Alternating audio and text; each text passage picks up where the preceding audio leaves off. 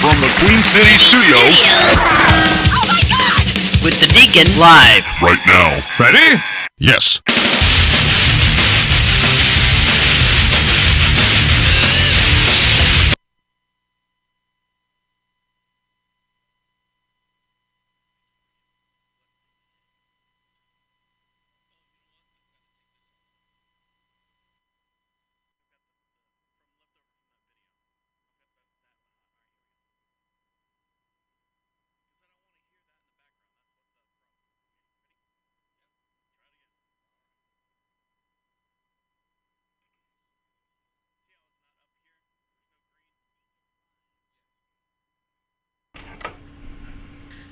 Okay.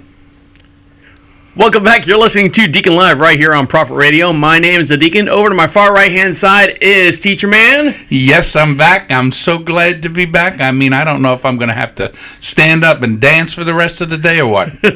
On today's show, am I crazy or am I just a psychopath?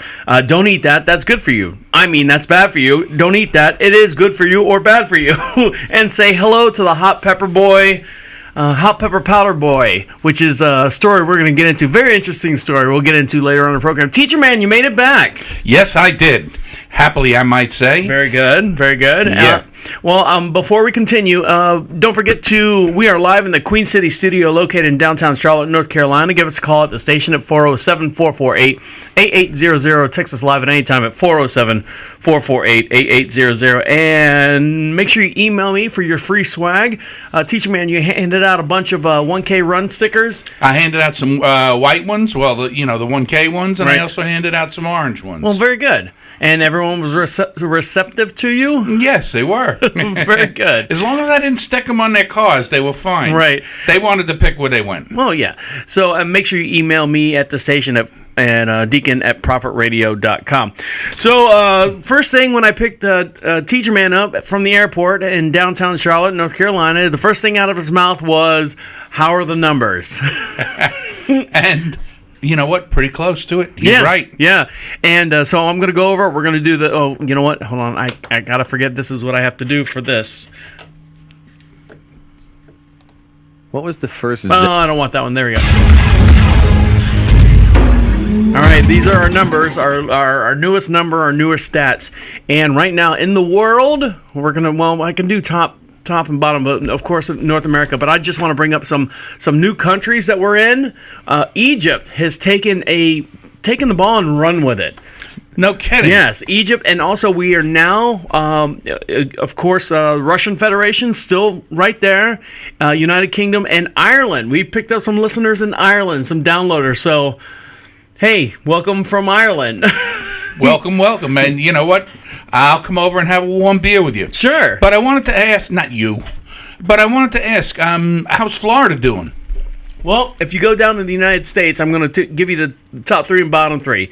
So Go ahead. Right now, Florida actually took over the number one spot as far as downloading in the United States. And this is just for August, not for all time, but just for August. And we love the people down in Florida, our home state, and we said, hey, let's step it up, Florida. That's our home state. Why don't you make sure you're listening to us? Yeah. And sure enough, we've got great response from them. I've sent a bunch of stickers down there to them. some free swag and whatnot. North Carolina being number 2, where we broadcast out of. Maryland just hangs right in there. They're tough little sons of bitches. And I always thought Maryland was a neat state. it is a neat state because you get kind of like you're in the. It's mostly like a coastal city, or not a coastal, but a coastal state, like a beach state. Well, almost. it's a seafood state. That's what it is. I think that's what I'm talking about. Oh my goodness. And we got Alabama, Georgia, and California bringing up the back rear. So those are our latest numbers. A lot of people, like I said, they want to know if, am I the only one listening? No, you're not. You are out there with numerous, many people out there. Yeah. So, Teacher-man, we're going to catch up on Teacher-man. You know what? Before I continue, we have our first celebrity listener. Oh, no. We have our celebrity listener. Tell me. Okay, so I can do this in the best way I possibly can. And don't forget to watch the video. We've got the video live. Actually, it's not live. It'll be on our YouTube channel, which is the Prophet Radio YouTube channel. And hold on, don't look at the screen. Stop cheating. Well, I'm not gonna tell. I'm not. You know what? You're always afraid that I'm gonna blow your wad. I'm not gonna blow your wad. I'm gonna let you blow it yourself. Right. Okay. So hold on. I gotta find the right thing. All right. Here we go. So we have a new, and actually, it's a female. She reached out to me, and she said she likes the Deacon Live, and I said, okay, that's great. So, ready? Born in 1961, a retired American professional wrestler. And let's see. Oh, do I have the clip? I don't have the clip. Hold on. So, I know you're looking at the screen, so you can guess right away. She was the WWF Women's champion twice, and a feud with the fabulous Moolah, which is very hard to say, over this title. She also was a big friend and a big fan of Cyndi Lauper. Cyndi Lauper was with her all the time. Any guesses? No, I really don't. I'm trying to be honest here, and I'm trying to go along with the story and the skit. Not the skit. It's not a skit. This is for real. Okay. So, Wendy Richter, she was the staple when WWF and became WWE and all that stuff, and wrestling was starting to get mainstream and stuff. Wendy Richter has reached out to the Deacon Live show, and she's a big fan of Deacon Live. Wow, that's terrific. And all you old school wrestling people know who Wendy Richter is. You know Captain Lou Albino. You know who we had the rubber bands taped to his face or something. Yes. And he was always and she was always followed around with Cyndi Lauper. So yeah, there you go. So you're in royalty. You guys are listening with royalty out there. And that's fantastic. You know what? I'm way older than being born in '61, but I never was into wrestling, so I don't know her. Okay. And by the way, not for nothing, I pronounced it albino only because I had a good friend growing up, Johnny Albino, who he went through the ice at Carp's Lake Pond ice skating one day when we were there, and he drowned. Oh, God. Yeah, no shit. No. What a way to bring us up there, Teacher-man. Yeah. And speaking of bringing us up, how was your flight? Everything good? Give us a lowdown of what happened. You went to New York to take care of your mom, and I don't want to beat this into the ground too much, but you went there. Your mom's okay? All right, listen, starting off with the flights. The flights there were fantastic. I had a layover in Baltimore. I had to hit up the Arby's again and have that double cheesy cheddar or whatever the hell it is. No. Yeah. Oh, yes. Did you get the onion bun on it? Yes. No. And then then I arrived in New York, and everything was fine there. Now, where did you fly into? I flew into, actually, I didn't, the plane did. Right. We landed in Long Island's MacArthur Airport. Okay. Which is it's not small, but it's not Kennedy or LaGuardia. Right. But it's out further east on the island, and it's a stone's throw from my brother's house. All so right. I mean, nice and close, and everything went well. Mm-hmm. So, and did you walk from the airport to your brother's house, or? No, but I did a lot of walking because I did get my mom out quite a bit. Okay, and not as much as I'd like. And your mom's doing good. She's doing okay. I'll tell you what, for coming up on 92, getting ready to kick that in the ass. Holy mackerel. She's doing fantastic. Now, when you were on the flight, did you partake in anything? Was it a long enough flight to where you could eat something or drink something or anything like that? Well, the first flight going to New York, they didn't serve anything because of turbulence. Okay. And that was a 49-minute flight. Mm-hmm. The second flight going from Baltimore to New York, which was the rest of the way, they served us a soft drink, which I got I know you're going to have something to say about this. I got a seltzer. It's like drinking seawater. You say that all the time, but you know what?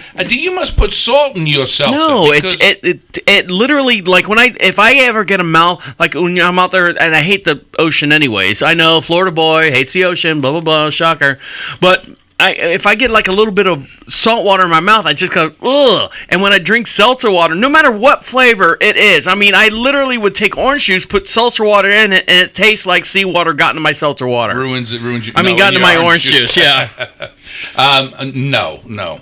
And then they offered us peanuts and pretzels. There was like 3 pretzels in a bag. Yeah, but they offered you peanuts? And 7 peanuts. And so no one had an allergy or anything on the plane? Well, you said no if you had an allergy. All right, but even if they're in the same tube that you're in flying, you would think that anyone with a peanut allergy, as soon as someone pops open a bag and sneezes or farts or whatever with a peanut, and that aroma gets in the plane, guess what? I'm swollen up. My neck's, I'm choking, I'm dying. Really? Not me, but the peanut one who has the peanut allergy. I didn't know that. I thought they had to ingest them, but no, they offered regular peanuts in a tiny bag. Okay, so what if? Here we go. Hear me out. Devil's advocate. So I'm the waitress on the plane, right? And I'm walking down the aisle. What do they call the waitress on the plane? Stewardess? Flight attendant. They call her smaller. Right. Because you wouldn't fit down the aisle. I would not fit down the aisle. I'm going to talk about that, too. Someone made me upset the other day. So, and I'm handing out, the pretzels and pretzels and pretzels. Yeah. And then in the same bag, in the same sense, are peanuts in that same?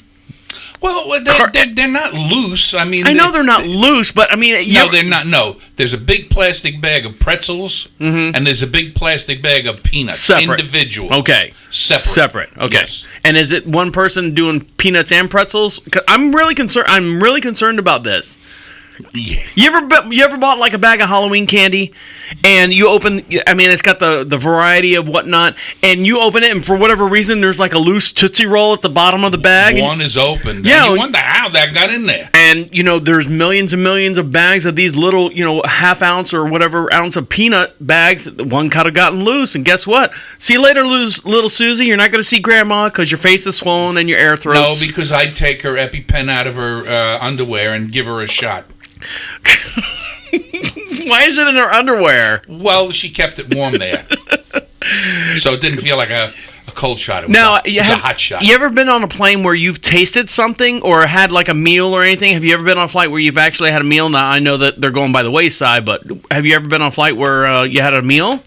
Yes, I can't remember what I had, but it was a long time ago. How was the meal?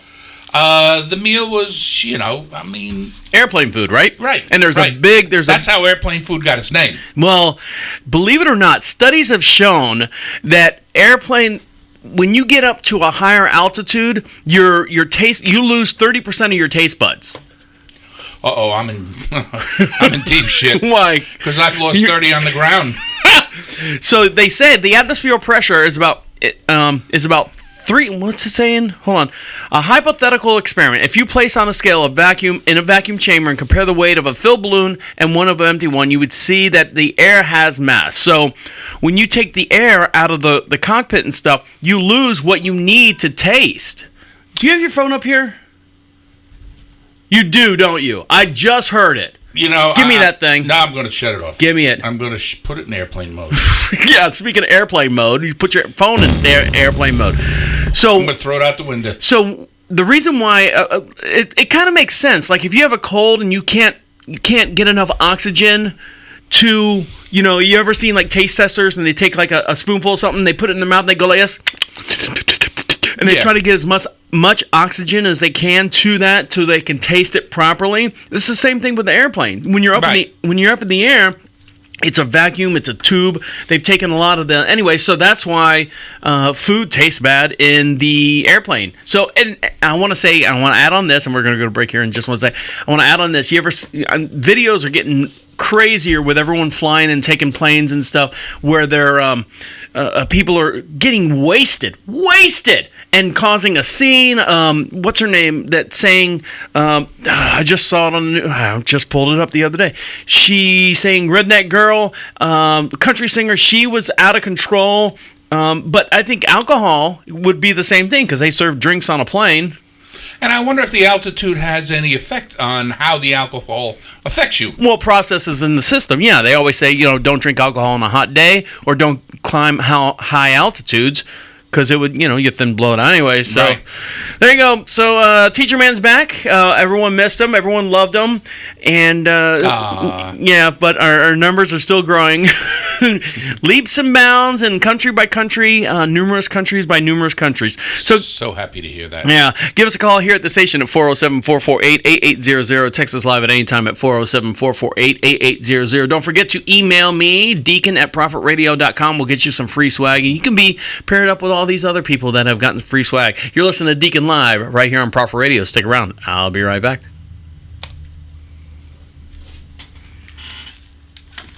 Hold on, I gotta fix this. Is that better for you? It's much better. Much better? Yes. It's more enjoyable Do to you listen like to? those sweaty headphones better? I'm used to sweaty headphone microphones anyways. Yeah, no, it's excellent. Excellent, as a matter of fact. All right. So, Teacher-man class. Bottom 3 and top 3.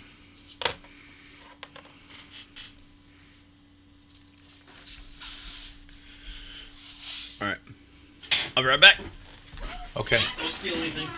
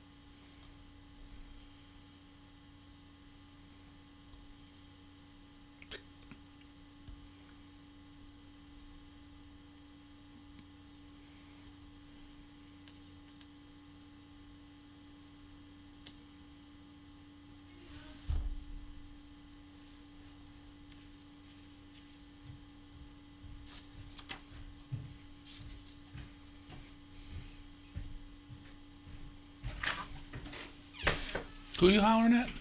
Dominique. Oh. She's just looking for food, looking for dinner. No, she got a big old thing full of dinner down there. Oh.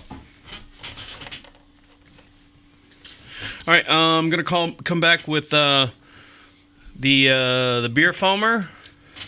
Beer foamer, okay. Yep. I want you to look at this and tell me what you think about it. All right. All right. Ready? Yep. Let me put my ears on. Put your eyeballs back on.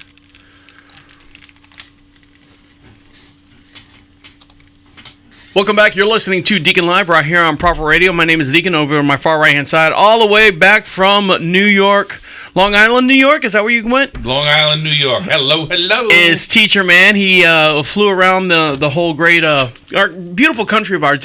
You flew at night or flew during the day? During the day. Yeah, well, in the early morning, because it was an early morning flight, it was still dark for about the first 10 minutes Right. after we took off. Right. But then it got light. Well, and that was good. fine. Yeah. So, did you have any cocktails or anything on the plane, or any kind of You know what? After what you brought up before the break, talking about people getting just absolutely crazy with alcohol, I'm wondering if they're going to stop that. What? The drinking on the plane. No. Well, wait. Now, hold on. You gotta give me a break here and listen to what I'm going to say. Okay. I'm going to say, like on flights like mine, if a flight is less than an hour and a half, they shouldn't be drinking on the plane anyway. Okay. They don't need to be drinking on the plane anyway. Okay, Dad. Now, no, I mean, there's just no reason for anybody to have a cocktail, especially at 8 fucking o'clock in the morning. Hey, you'd be surprised. Some people work, a late shift, third shift, and they have to get on the plane, and your AM is their, and your beginning of the day is their end of the day, and that's what they want. Or they got to get drunk enough for their first meeting. Or either way, whoever they're meeting at the meeting. Right. Okay. But that was it. That's all you wanted to say about it? Well, that's all I wanted to say. But on longer flights, if you're flying overseas, flying across country, of course, that's never going to happen. Well, you heard about the one lady who was flying into Dubai, and she had a glass of wine on the way in, or a couple glasses of wine on the way in, and then they arrested her when she got there. Did you hear about that? No, I didn't, but I understand it's a thing in Dubai. The title reads, lady was arrested for drinking wine flying into Dubai. Well, don't drink all you want her because we got some other stuff to do. I have a feeling I'm going to regret that. I know. But anyways, the long of the short of that is she didn't have her passport was expired and she was already drunk, so she was pitching a fit. So they had nothing to put charges on her, and they said, "Oh, are you drunk?" And she's like, "Oh, hell yeah, I'm drunk." And they're like, "You're not supposed to be drunk in Dubai." All that goodbye. stuff. Yeah, so goodbye in Dubai.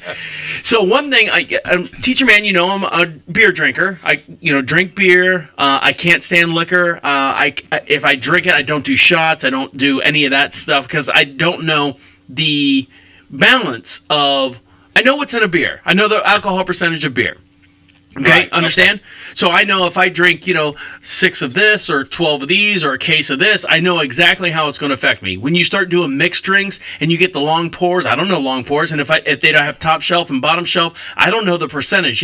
Johnny Walker might be 18%, and the bottom shelf might be 2%. They could be different. It could be a lot different. But something that I saw, it's one of those stupid things on my news feed on Facebook. Oh, hold on, where's my Facebook? Here's my Facebook. Time to check my Facebook. Facebook. Gotta check my Facebook. So this is one thing that I saw. Nothing new. I was like, what is this? I don't to do? understand this. So, Teacher-man, I want you to look at your screen, and you guys listening to us, make sure you're watching the live video feed at the Prophet Radio or YouTube, Prophet Radio on YouTube. So here it is. It's called Nothing Better Than a Good Head of Beer. And this is... You ready for this? Arthur Vines. Could you stop reading all the shit around it? Oh, okay. Yeah, you ruin it. Oh, look at that. Yes. So what you're seeing here, if you're watching the screen, is it's basically a mug full of beer. Now, it's got to be a plastic mug to get all this gadgets and stuff to work in the handle. Wouldn't you think? I would agree. Okay. So when you look at this, watch. He's foaming it. I guess it's being foamed. You see, it creates this almost like bubbles, like champagne bubbles at the bottom of the beer, and gives your beer like a good head of foam. I see that. But I don't understand, why would you want that to happen? Is that different than what you would have on a freshly poured beer? I know you've seen this. Mm-hmm. You've seen the guys with their salt shakers. Yes. Do you see what happens to the beer when they put the salt in the beer? I just thought it was to take the head off of the beer. No, it foams up. It actually foams up. Really? Yes. So I guess you take a glass of beer and shake salt into it. See, I can't stand. I can stand like maybe a half inch to a quarter inch. I think, in my opinion, the warmer the beer, the more head that you have on the beer. You know what I'm saying? Yes. So like if I take a warm beer and pour it in a cup, you're gonna have 4 inches of friggin' foam on top, and you gotta friggin' muscle your way through that foam.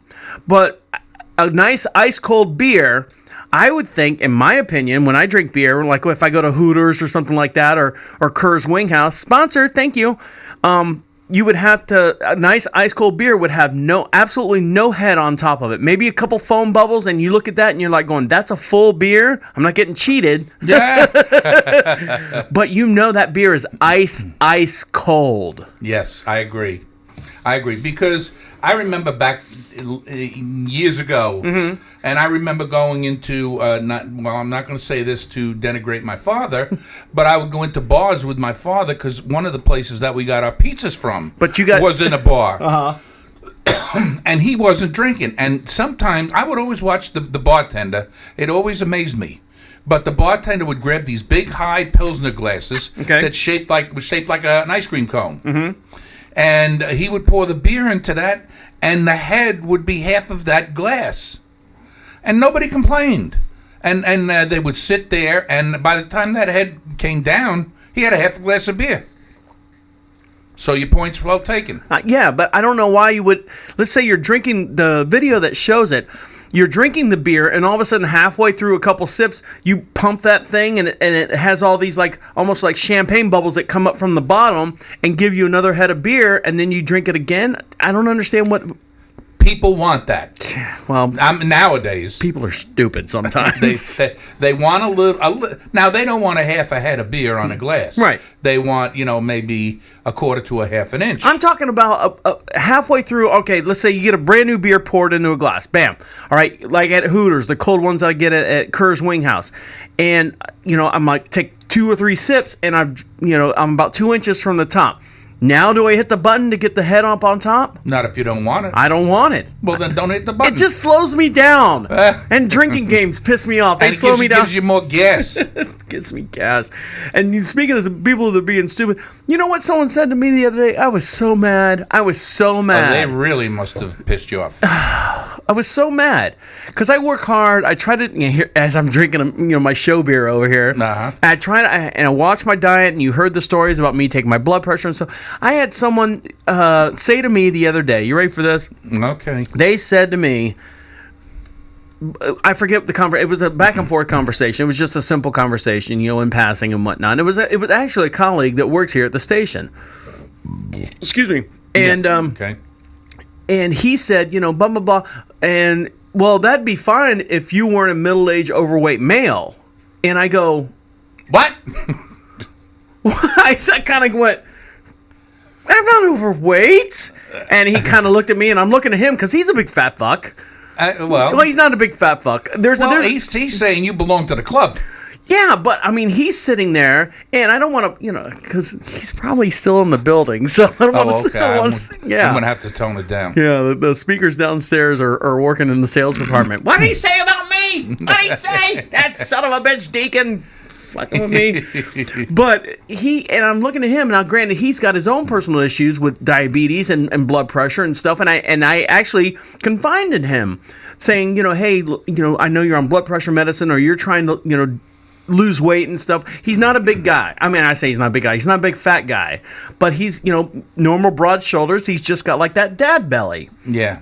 From eating on the road, and he's a salesperson, so eating on the road and whatnot. And so he said, you being a middle-aged, overweight male, and I kind of looked at myself, looked down. I go, well, I can see my toes, I can see my yoo-hoo, I can see, and I'm kind of like, and I do these diets, not diets. I don't want to say diets because that's all. Richard Simmons goes, never say diet because the first 3 letters of diet is what? Die. So it's an eating lifestyle change that I've done. So yeah, he called me overweight middle-aged male, and I'm like going, man, how would you feel? I mean, you're on your recumbent bicycle. It's a pedal bicycle. Yeah. At home, and are you still doing that? Yes. Well, no, I have not done that since I've been home. I have not done that in 3 weeks because it was kind of bulky to try and get on the plane with me. Oh, okay. But did you go for walks and stuff while you were in New York? I'm sure you took Mama out for walks and stuff. Well, yes, shopping. All right. But I got to tell you, rain. I have a little statistic here very quickly. Okay. This little statistic says for, now I'm not sure what it is here in North Carolina, but for the month of August in New York, up until July 21st. Okay. They had, out of the 21 days, 16 of them had rain. That's good. In them at some point or another. Is that good or bad? It's a first. It's a first for really? rain, right? Never has it rained that much in August. Not that it didn't rain at all, but Right. never that much. Well, I guess again, is that good or bad? Well, you know what? The summer is so short in New York that that pisses people off. Okay. Because they want to get out to the beach, they want to do their grilling, they want to use the pool in the yard. And they want to get back into their beach body and stuff. And what I was going to say in answer to you was, I was around close to your age when my metabolism changed. But my lifestyle did not change, my eating lifestyle. And I started to put weight on. And I'm thinking to myself, holy crow, I'm not doing anything different. Where is all this weight coming from? But your metabolism does change. And the first notice I saw with my metabolism changing, welcome to Metabolizing Changes here on Bravo Radio, was I played semi-pro basketball. Yes. I used to be the practice team for the Orlando Magic, and when I got out of that and running up and down the court with the players and stuff, it was around when I was 25, 26 years old. I had a roommate at the time, and within 1 year, he looked at me and goes, God, you put on weight. And I'm going, again, same thing. You don't notice it because it's so gradual. Didn't notice it, and he said, God, you're putting on weight. And and from there, that was a jump point from, anyway. Yeah. So, if you want to lose belly fat, okay, there are two things that scientists are saying that contributes to belly fat, just in general. I mean, stuff that people eat every day. Now, one thing you tried to get me on, and I like it, I admit, was whole milk. And, well, I say whole milk. Whole milk from, what's the product? Fairlife. Fairlife. Holy mackerel. And I drank that, and I swear by it. I swear, I loved it. It was literally, if you take, this is the only way I can describe it. If you take your favorite vanilla ice cream that you loved, I mean, the Ben and Jerry's or whatever, the pristine vanilla ice cream, and you just melt it down and then stick it in the refrigerator, that's what it tastes like. That's exactly what it tastes like. Well, what you have to keep in mind, though, is this. You have to look at the sugar content in Fairlife, and you have to look at the sugar content in the ice cream. And even compare Fairlife's sugar content to any of the other regular milks. I don't care if it's skim milk, 1%, 2%, or regular whole milk. Big difference. Yeah. So it's less. Way less. Okay. So you kind of threw us out there and you didn't let us know what the difference was. Oh well, I kind of thought that was anecdotal. No, it's not anecdotal. But the second thing that they say stay away from, that humans... Wait, they said stay away from milk? Well, they said stay away from whole milk. From whole milk for belly fat. They say you can have it, but you should, if you want to lose your belly fat, physical belly fat around your waist. Okay. Stay away from whole milk. And the second thing, I'm going to tell you as soon as we come back. You're listening to Deacon Live right here on Prophet Radio. I'll be right back. Okay. It didn't work. What? A whole milk, because I drank skim milk and 1% for umpteen years after I gave up whole milk when my metabolism changed. Didn't do anything. We'll see how the second thing did. Maybe that was it. Yeah.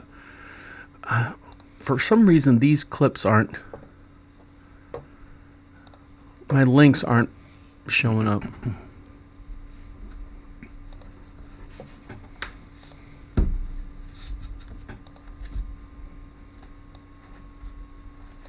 I did have some White Castle. I did have, the pizza. We'll get into that. Okay.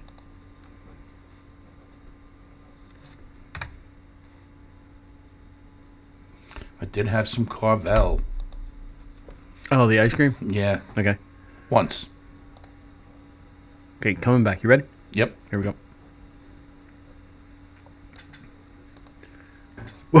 You You can't tell me all the stuff that you have. That's horrible. Welcome back. You're listening to Deacon Live right here on Proper Radio. My name is the Deacon. Over to my far right hand side is Teacher-man. See, I'm acting like your father. I want to tell you what not to do, because don't do what I did, because you're going to get what I have. Well, you were telling me we're live in the Queen City studio located in downtown Charlotte, North Carolina. Give us a call at any time at 407-448-8800. Text us live at any time at 407-448-8800. Don't forget to go to the Prophet Radio website. Click on the Be Heard section. Record. A lot of times I know you guys are listening to this on podcasts and whatnot, and you can't call us here live at the station. There's a little section that says Be Heard, a little blue tab. Click on that. It opens up a microphone on your screen, and you can literally leave us like a voicemail and make up your own name or whatever you want to do, and we'll play it right here on the next podcast. So if you want to talk about something on previous podcasts, by all means, throw us a line and stuff. We'll talk about it again. Teacher-man's over there telling me, he's like, oh, I had White Castle and I had Carvel ice cream. And I'm like, oh, God. Oh, and New York pizza. Oh, my goodness. Oh, you know what? I want to talk about, remind me to talk to you about about. Take the marbles out. Yeah, I know. Remind me to tell you or talk to you about pizza, because there's something that I think it's a lazy thing, and we'll talk about that here in a minute. All right. So the second thing that you should not eat ever is whole wheat. What? They say whole wheat you should not eat at all. So what's up with the preference of whole wheat, or supposed doctor preference of whole wheat bread? Well, that's the thing. We as human beings should have never harvested whole wheat at all. You know what I think the difference is? What? I think what you're supposed to eat is whole grain bread, not whole wheat bread. Well, here you can check that out in your Funkin' Wagnall. Okay.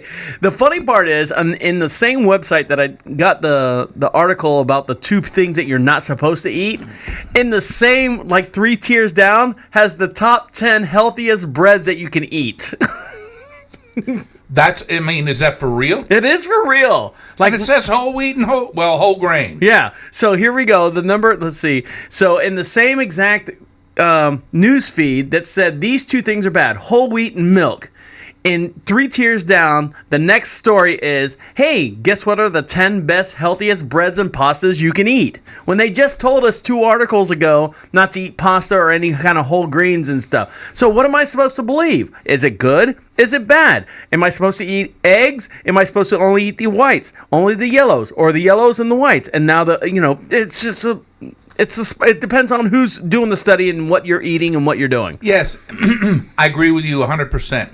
But I have to say this about that. Mm-hmm. It's all about how much of something you consume. Right. Every doctor will tell you you can do everything in moderation. Once you go beyond that moderation point, you're in trouble. Yeah. Well, here's the thing. It says, here's the best bread. Is that number 1 or number 1 of 10 or number 10 of 10? This is if you're looking for bread, if Oprah says, I love bread, and she was doing the Weight Watchers thing. Here's the best bread. Nature's Own 100% whole grain sugar-free bread. You see that, Teacher-man over there? Yes, I do, and I would buy that in the Philadelphia Minute. Why is that? Because first of all, I'd read the back. Yeah, because how do you go from bread not being sugar free? I mean, granted, sometimes they add honey or some kind of glucose. Is that a word? Not glucose, possibly fructose. Fructose, that's the word. The go-to shit was high fructose corn syrup.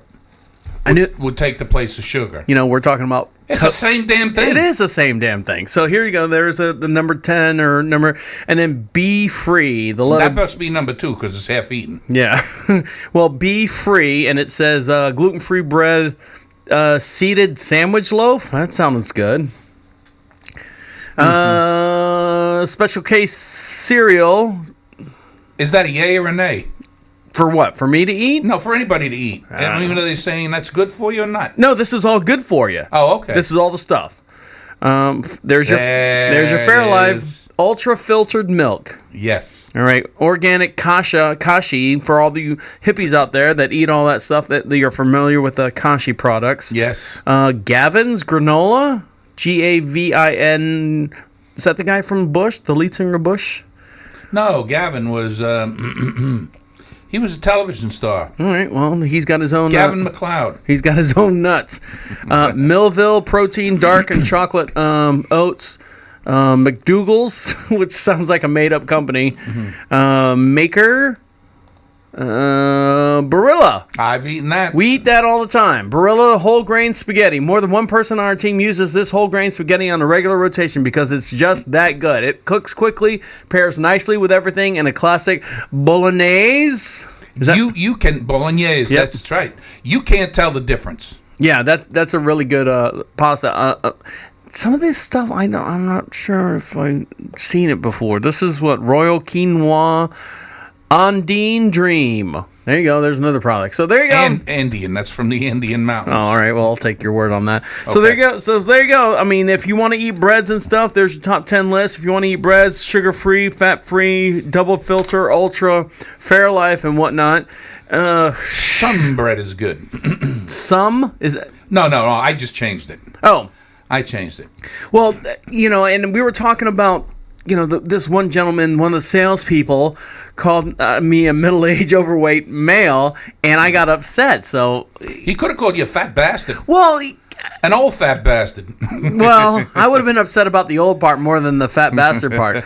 But here's something that I'm doing, and this is why I took offense to it. Is I'm doing Teacher-man. Have you ever heard of the 18 or was it the 16-8 diet?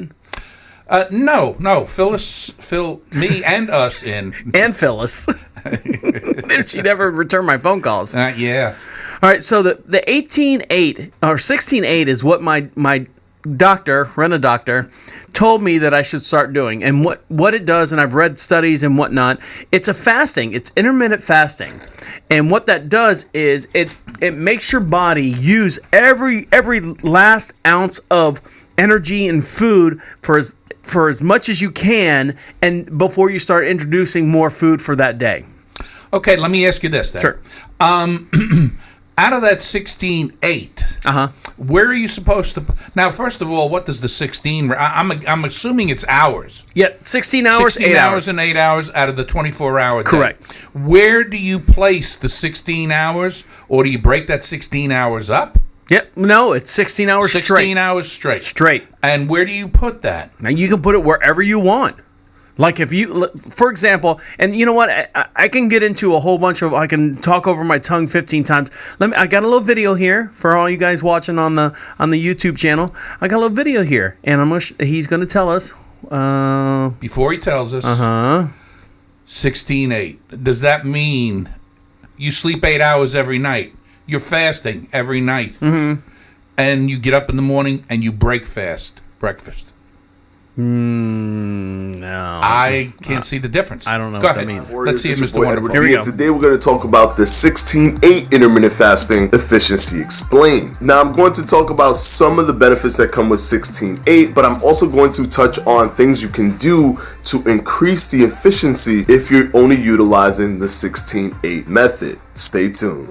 All right, so here's his Okay. little channel, his little commercial 8 and stuff. diet, Here we you go. still get benefits of intermittent fasting. You still get the reduced insulin. You're just not in that state for a long period of time. So what are the benefits of doing a 16-8 method? Flexibility. You actually have the utmost flexibility when doing the 16-8 diet than you do with any other intermittent fasting protocol. Now, if you reduce it, for example, to 14, then you have more flexibility, but you're really limiting your insulin being at baseline for a good, decent amount of time where you're putting a dent into your fat loss. And also you're diminishing some of the health benefits when it comes to intermittent fasting. Right. I definitely do Are you not following recommend this at going all? I lower guess, I don't than know. Let's see. 16-8, in my opinion, is the lowest that you can do where you're actually getting the ball rolling to It activate sounds some like of the he's health talking benefits about and to keep the your insulin. 16 is the fasting part. Yes. Oh, I thought you meant the 8 was the fasting part. No, the 16's the fasting part. Okay, so you fast for 16 hours. 16 hours and you eat during the 8 hours. Yeah, you got an 8-hour window to eat. So that's what Okay. he's talking about. And that's what he's saying, that your body starts, using its insulin and using what you have stored up already as to energy and go throughout the day. And then after 16 hours, then you can introduce food into your routine and stuff. And that's why I try to, like every night, I try to wrap up my meal like around 7 o'clock at night.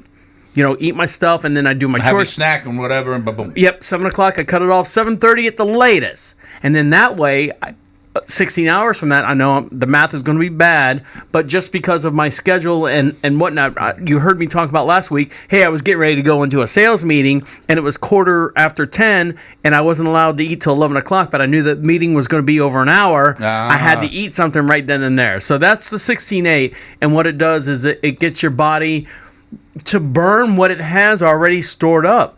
And the way my rental doctor said to me, the way she explained it, she's like, hunters and gatherers, humankind before, if you want to go, oh God, here we go. Here goes Trav on a religious kick. Before man was able to, caveman and early Neanderthals and stuff, they would go weeks and months and stuff or days without food. And they would technically fast. And then they would kill something, and then they would have a feast. They would gorge themselves. And then that would supply them or keep them for the next, whatever, up until the next feast that they have. So this is nothing new. This is nothing new as far as like a diet and stuff. Now, what we're eating is completely different. I mean, you look at the way we process food and the way we, have to feed the masses. The planet at one time only had 10,000 people on it. Right. Well, yeah, and it was meant to sustain us at that rate, not the rate we look for now. I mean, everything is just too processed, too easy, too available. So, I'm on the 16-8 diet, and I think if you're looking at the camera, I can tell. I normally wear and I know all you guys out there have done this before. Hold on, I'm gonna do this. Watch it. I'm doing it. Taking my belt off. You've gained a notch. Everyone looks at their belt notch, the holes on it, and you look to see how far it goes down. And I bought this. Teacher-man, can you see that? Yes, I see the mark. Right here. All right, that's when I bought it. And I'm already here in 2 weeks. Okay. And, of course, I've got, regular, not religious, but workout schedules and whatnot. But that's it. I mean, I've moved down at least one notch in 2 weeks, which is good. Yes. It's good. Any gain is a great gain. Any loss is a good gain. Yeah. No. And I'm not riding your little gay recumbent cycle around. All right, so you're listening to Deacon Live right here on Prop Radio. Stick around, I'll be right back. I had to give you a little... Yeah, you can always shut the thing off.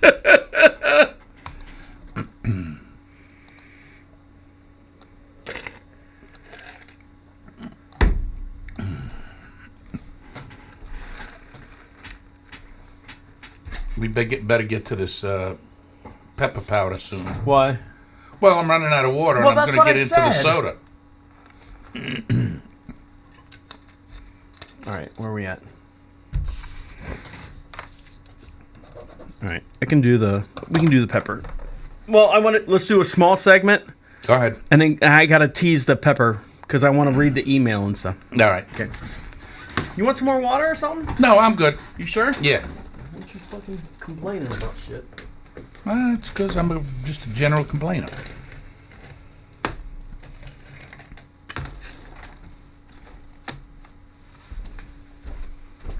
I forget to do this. This is going to be a new habit right here. Here we go. Okay. Now you can look at yourself. Thanks.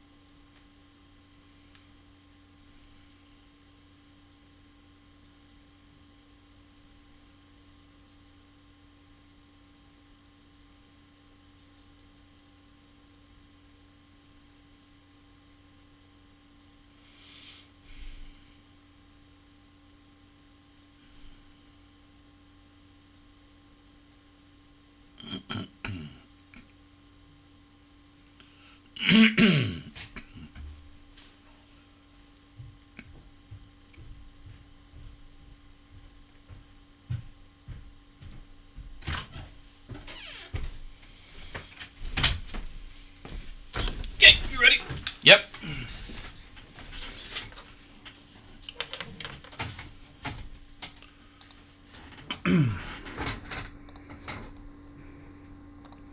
Welcome back. You're listening to Deacon Live right here on Prophet Radio. My name is the Deacon. Over to my far right-hand side is Teacher-man. I hope you all missed me. We did miss you. Oh, God. So, it was such a long walk to the water fountain. Give us a call here at the station at 407-448-8800. Don't forget to go to the Prophet Radio website, click on the Be Heard section. You can drop us a line. It's like kind of like leaving us a little voicemail message, and we play it here on the podcast. Whether you catch us live or download and stuff, we appreciate everyone watching, everyone listening. Don't forget the YouTube channel at Prophet Radio on YouTube. So, Teacher-man, we were talking about losing weight and stuff. Yeah. Yeah? Have you you ate a bunch in New York, and I won't get into that. You're talking about eating White Castle and stuff. You didn't bring me anything back, did you? You didn't bring me anything back from, like, the Boston creams or anything? You would have had it if I did. Jesus Christ. But, you know, we were talking about the 16, I always say 18, the 16-8 diet, and something that I forgot to tell you guys, hold on. Cleanse my palate. Is when you're fasting, you're allowed to drink coffee, black coffee. You're allowed to have tea, unsweetened tea, kombucha tea that we've been drinking. Can you have that bye-bye? No. Oh, the bias stuff I can drink. One thing that they say for if it gets late at night and you've already had your main meal and you want something a little bit more, is bone broth. I've been eating or eating. You can't really eat bone broth, but I've been drinking bone broth on a regular basis for about a week now. Just trying it out. Yeah. And believe it or not, it moves a lot of stuff inside of you. Now, where, if I may ask, and don't be a smart ass and say from bones. Right. Where do you get, I mean, I know bone broth is from boiled down bones. Right. Where do you get it? Well, you can find it in your aisle where you get like the chicken broth and beef stock and all that stuff. Well, it's I in the thought same. Beef stock was bone broth. I don't know if it. And there's beef broth. Well, there's beef stock. You know what it is? And there's beef consomme. Right. Which, congratulations on their wedding. But the bone stock is actually, it says bone broth is made from several different bones. So, you know, if you go to your butcher and he's got, you know, he just did a lamb, he did a cow, and he's got a chicken, he'll give you the bones, and you can make your own bone broth at home using those bones. Right. So I guess it's a mixture of bones and stuff. It's not just one specific animal. But the bone broth that you buy in the store actually says chicken bone broth or beef bone broth. I'm going to have to look. Okay, so there you go. That's my bone broth. That's your bone broth story? Yep. So, Teacher-man, school's back in session. Oh, and you know what? I don't envy those people. What do you mean you don't envy them? The summer goes by so fast. Man, when I was a kid, it seemed like it just dragged on forever. Yeah, me too.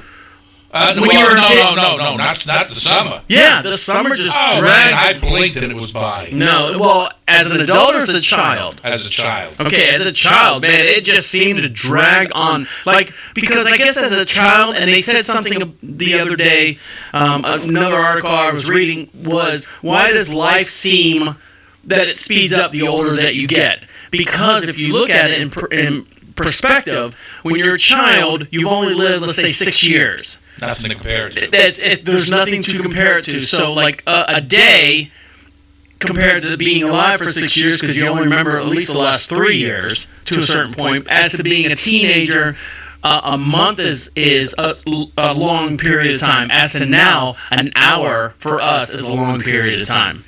And contrary to where you grew up as opposed to where I grew up, we had so much cold weather that when the summer finally came, we wanted the summer to be here forever. Right. And, of course, it wasn't. And that's why it went by so fast for us. And then with the passing of summer, you got to go back to school, that kind of shit. Right.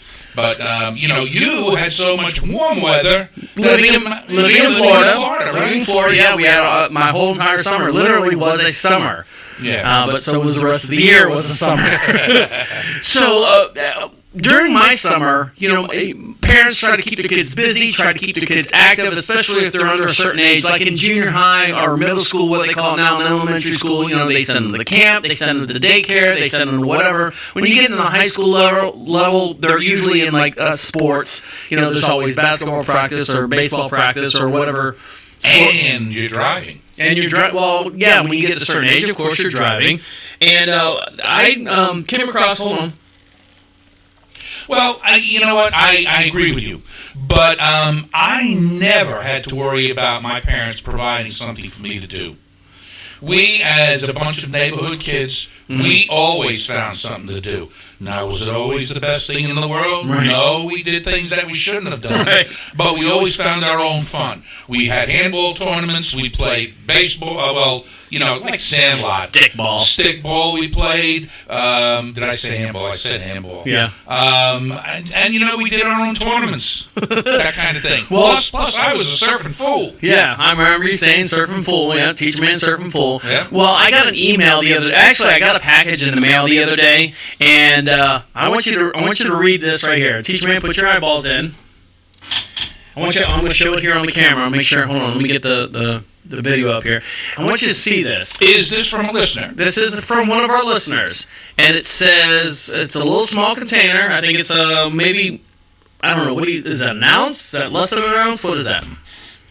Wow. Okay. Small. Let me see here. If it All right. So this is from one of our listeners, and he wrote me an email to go along with it. But I want you to read it. It's a spice. It's a one of those things like the little McCormick things that you buy like Thanksgiving. That's exactly what it is. Yeah, and you need like a cumin for whatever reason, and you buy it, and it always sits in the back of the cupboard for a long time. And then you buy a new one for next and Thanksgiving. Then you got like 16 cumins in the back that you don't need, or white powder, or white pepper, not white powder. That's in another cabinet. So tell me what this says here on it. Nuclear fallout dust. Okay. Ingredients. Locally grown, weaponized. Holy shit! Weaponized peppers ground into small batches. Okay. And and it looks pretty good, though, right? It looks like if you put a match to it, it would explode. Okay, it looks like gunpowder. No, it's got a good look to it. It's yeah. Well, here's what happened. It's a fine grind. One of our listeners sent us this, and he included an email. I opened the package up here at the station, and I go, oh, cool, look, someone made some spices for us. And I didn't know what it was. There was no letter attached to it. And then I got an email probably a day or two later. So here it goes. Hi, Deacon. My 12-year-old came up with this idea to work in the garden this summer to make some extra money. I wasn't going to let him lay around until football practice started.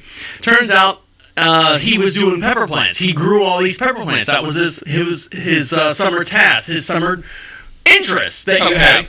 And 10 pepper plants produce a ton of peppers. So I guess he had several varieties and whatnot, and there was way too much to sell, so we figured out how to dry them and then grind them. Was the way to go, and that way you can keep them a little bit longer. He bought all these little containers with his money. He's only 12 years old.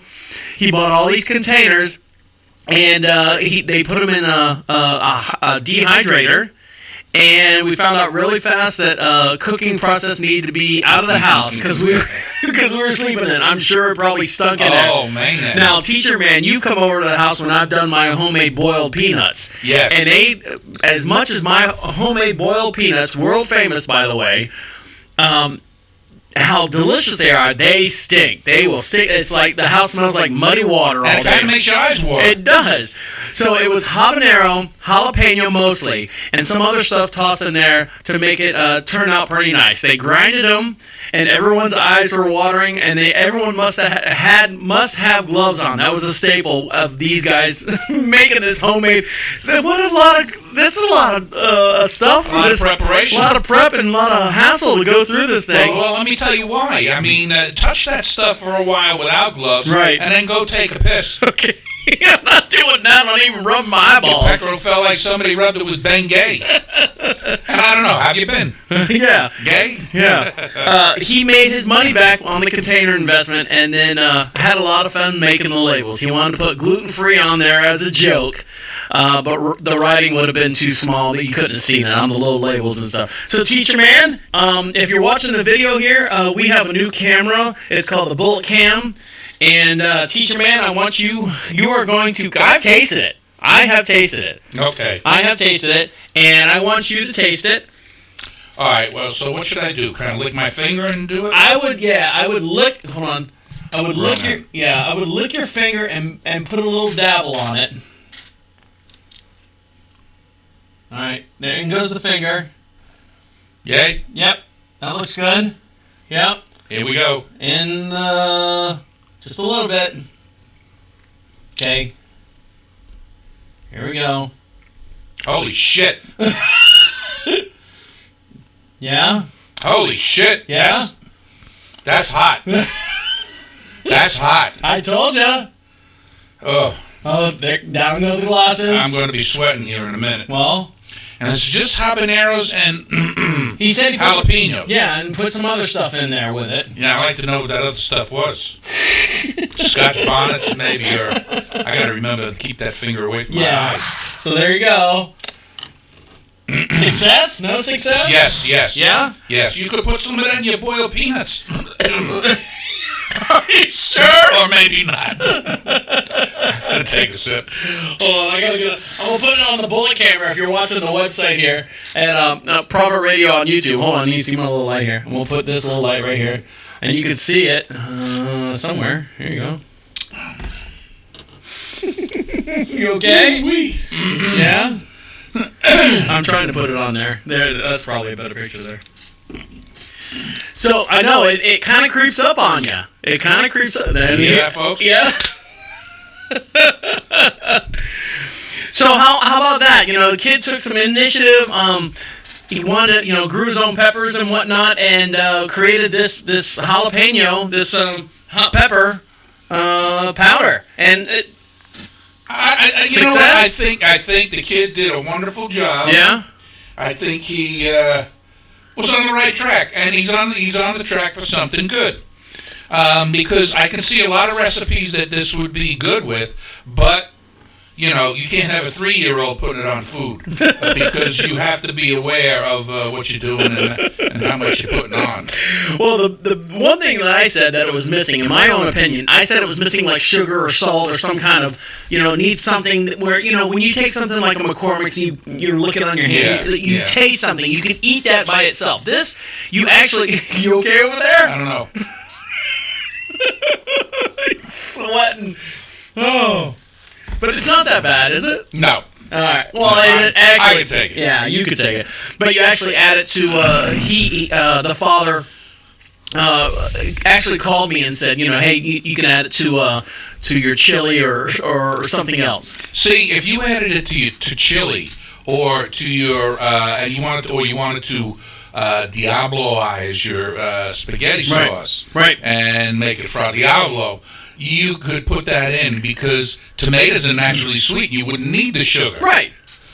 So I was thinking, hey, let's if he was smart, he would sell this to the people that do chili contests and stuff. Find your local chili, all-you-can-eat chili contest, and not enter the contest, but have just your own booth, because they're... And you can sell that, just say, look, dump one of these in your pot of chili. Right. Oh, no! I'll never see tomorrow. No, not this in a gallon. Usually a chili contest is like 5 gallons minimum. So that's too much for 5 gallons? I think this is too much for 5 gallons. But here's my idea. Okay. So for the kid, if he's listening... go to find a chili cook-off contest, because normally it's like $20-$25 to enter, and you get your own little 10x10 booth. And while everyone's doing the chili cook-off or doing the chili tasting and stuff, set your own little booth and just set this up and go, hey, look, you want to turn your chili up? You don't have to weaponize your chili, and he could sell these. And here's what I said. In your opinion, as he's taking a sip of his drink over there, in your opinion, This container right here that you see on the live cam on Prophet Radio on YouTube. Okay. How much would you pay for this weaponized little cartridge right here? $2.79. $2.79? Yeah. I said, you ever been in like a specialty hot sauce store? No. Because you can get a hot sauce bottle, that's like my Louisiana. Yeah. Almost like for $15. Because the process that they do. I said he could probably sell this for $5.99 or $6.99. Well, wait a second. How big of a Louisiana hot sauce bottle are you talking about? Just not the Frank's Red Hot, the one that's got a little bulbous on the bottom, about that big. Not the little skinny ones that I got from Hell's Kitchen. The one size up from that. I'd have to see it. All right, but I'm thinking $15. That's a lot for your craft hot sauce that people make in their house, and that's what I was saying. This right here is a craft powder, nuclear fallout dust. I mean, that's a craft powder, and you could probably get $5.99 or $6.99 depending on the region that you're selling that. So there you go. That's that was his summer experiment, his summer trip. Summer of Explosion. Yep, Summer of Explosion is exactly. Good for him. Yeah, he did a great job, and props to him. So you're listening to Deacon Live right here on Prophet Radio. Stick around. We'll be right back as Teacher-man fills up his drink one more time. We'll be right back.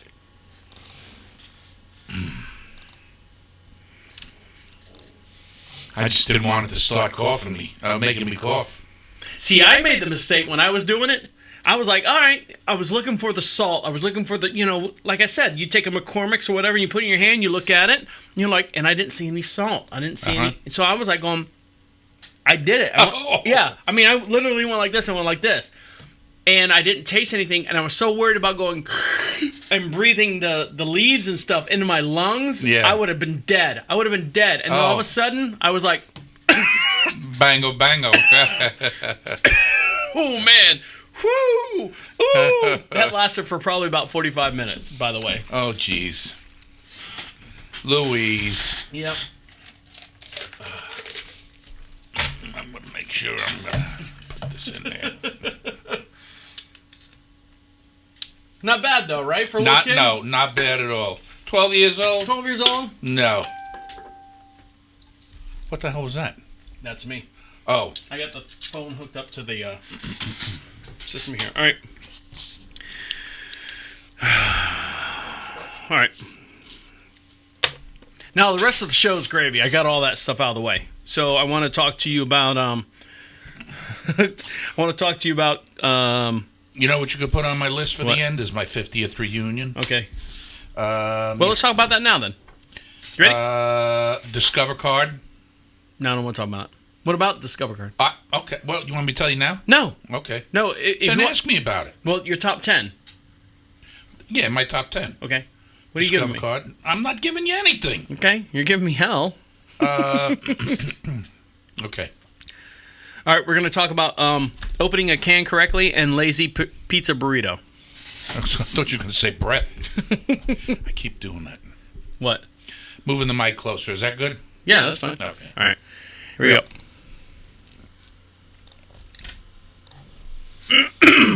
Yeah, you got nerve going. Well, I'm the one going. Are you doing okay? Yeah, I'm doing all right. Yeah, to make sure. I don't want to ruin a 12-year-old's day. No, you're not. Why? Because he did such a good job. But and it's doing what it's supposed to do. And you're dying over there. Yeah, well, I'm going to have to shit out by the garden hose tomorrow. You're listening to Deacon Live right here on Prophet Radio. Give us a call at the station at 407-448-8800. Text us live at any time as Teacher-man takes a big old swill. 407-448-8800. Don't forget, you can email us at any time, deacon@prophetradio.com, and also go to the Be Heard section. Teacher-man, you doing okay over there? I'm doing okay. Yeah? Yes, finally. Now, speaking of doing okay, all that you ever had, I say you ever had, do you know what this is right here? Hold on, I'm going to hold this up. What is this? This is outside of what it actually physically is. This is a can. A can of diced tomatoes. Okay, and what they're doing now is what are they putting on top of these things? Dates. No, not dates. I mean, if you were out in the wild, how would you Get into this. Oh, I don't know. Is that a can you can open? No, that's what I'm saying. This is not a can. Oh, okay. That's a money holder. It's a what? Money holder? Yeah, well, you can take the bottom off and you can put money in it and then put it back up in your closet, and people won't steal it because it looks just like a can of diced tomatoes. Okay, but what I'm saying is now they're putting flip tops on all these cans. Oh yes. Okay, that I've seen. All right, so. God, that was a long way. Jeez, how the hell did I get to where I got? I don't know. Obviously, you've done something before. And I got, if you die for whatever reason, I got to look through all your. I had one of those years ago. I got to look through all your closet. I got to look through all your diced tomatoes to make sure you don't have money hidden in the bottom of them. Yep. All right. So, you know what? I've got a paper towel over here because this is going to get messy. I want you to open this. All right. This is with this. All right, and this right here, what is this? What am I holding in my hand? That's a handheld can opener. It's a crank one, right? Right. It's got the little blade on one side and the little teeth on the other side, right? Yes. All right. Hold on one sec. Hold on before you do anything. Hold on. All right. Now you didn't give me the shitty old one that you used to have that didn't work. No, that's the good one. That's the XL one. Okay. All right. So I want you to look on the YouTube channel. On Proper Radio, I want you to see, before you even do that, right there, stop. I'm stopped. You stop. Now, if you're looking on the camera, explain exactly how you have that thing set up. Okay.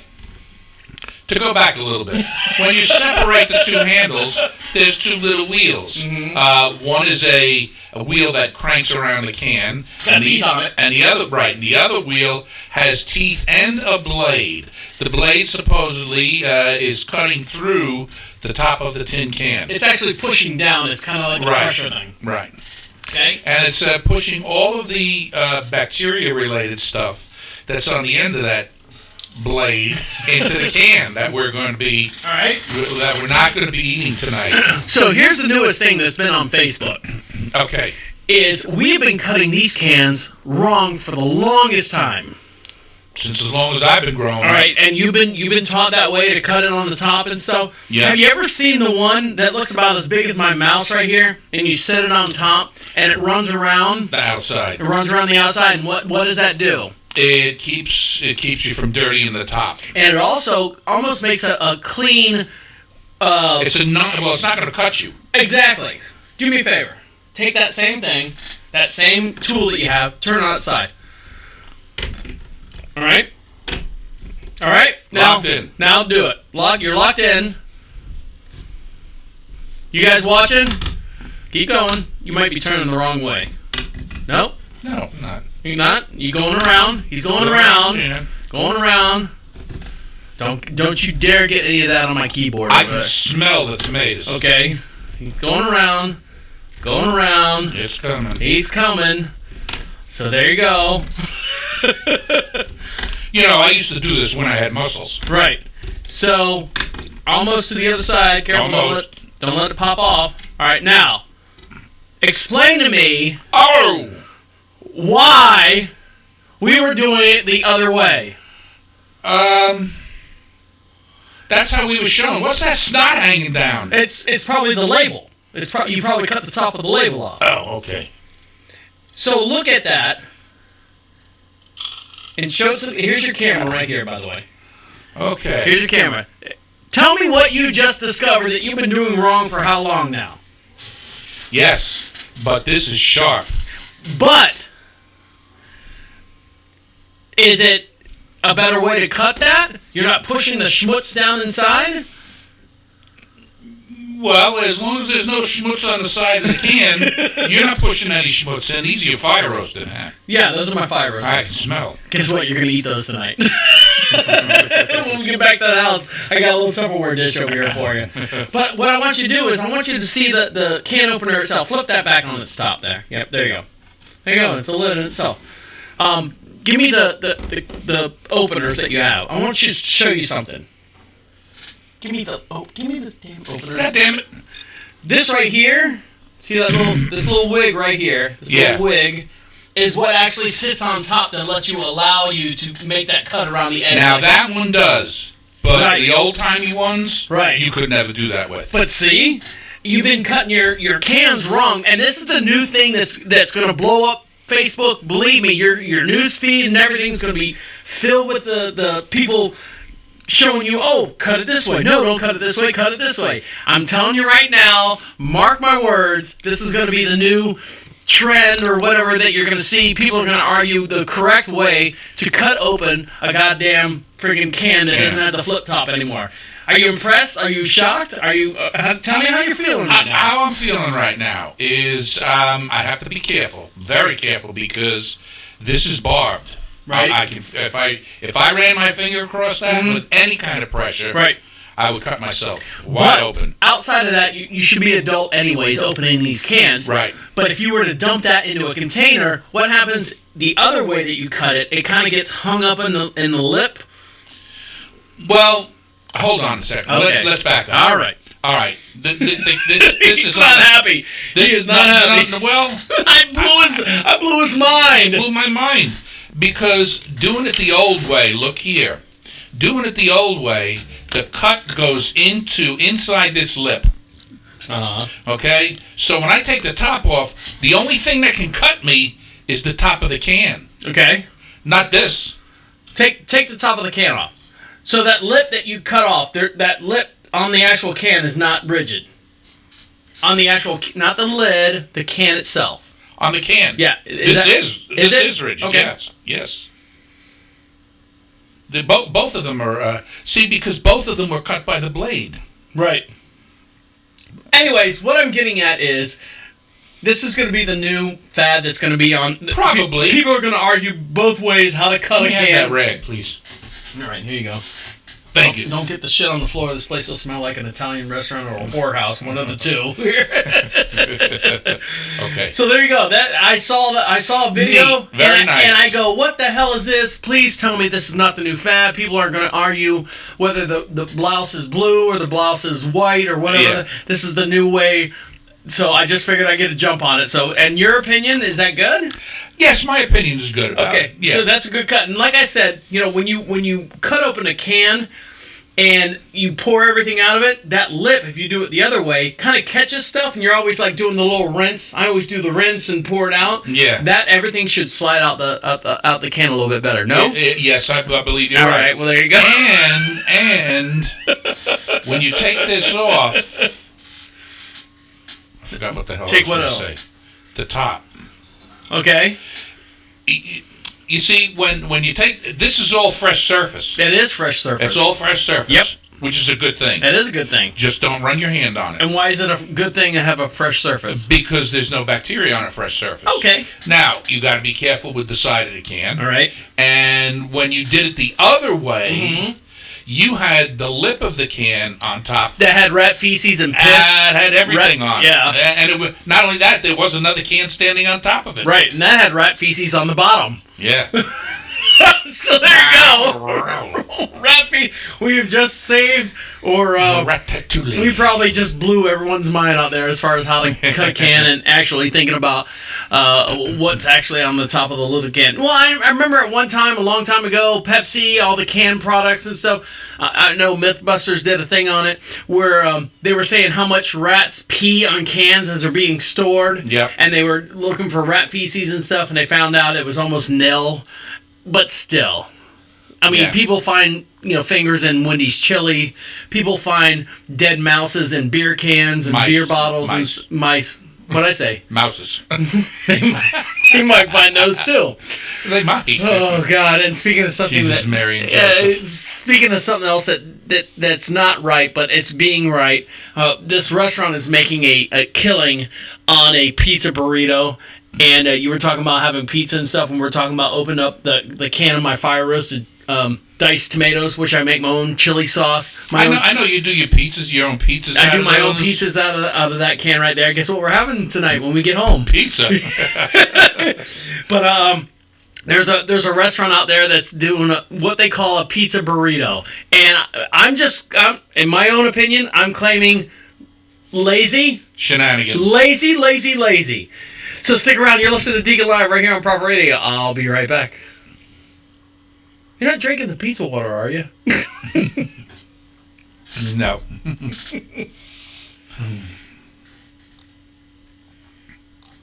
So what do you think about that, huh? I think it's a step in the right direction. We'll take that can to the moon. Whenever we go, be careful. Yeah. I just thought that was there was a couple people doing it on YouTube or Facebook, and I'm like going, please tell me this is not the new thing. This is the new thing. I saw like 4 people doing it. I'm like going, all right, let me get on top of this before it gets out of control.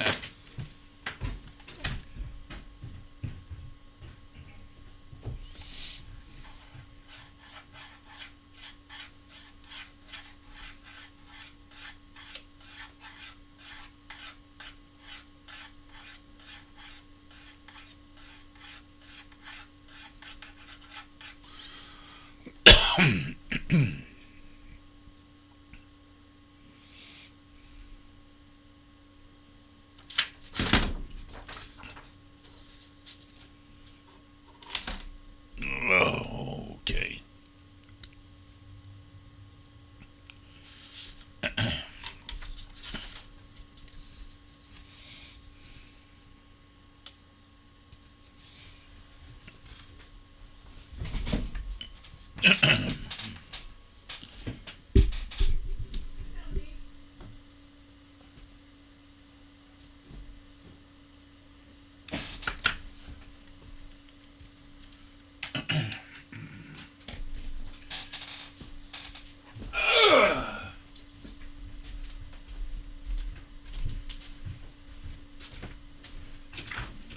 Oh, am I in your way? No, I gotta take a piss. Okay.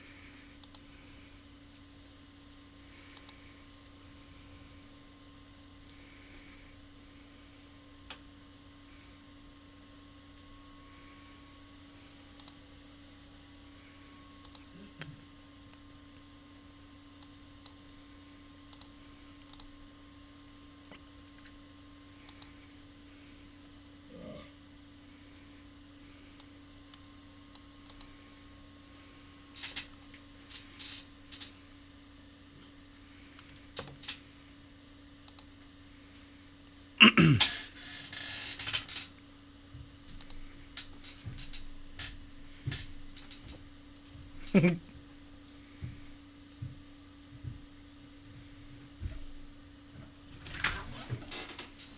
right. Yes, sir.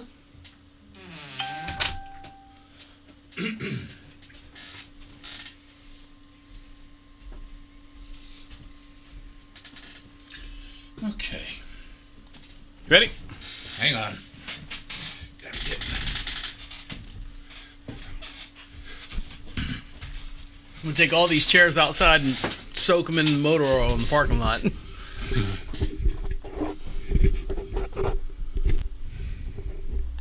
Not so close. Not so far. I don't know. That looks good. What? The pizza. Go ahead. Nah, don't. Well, I'm. Oh, okay. Yeah, don't ruin anything. Oh.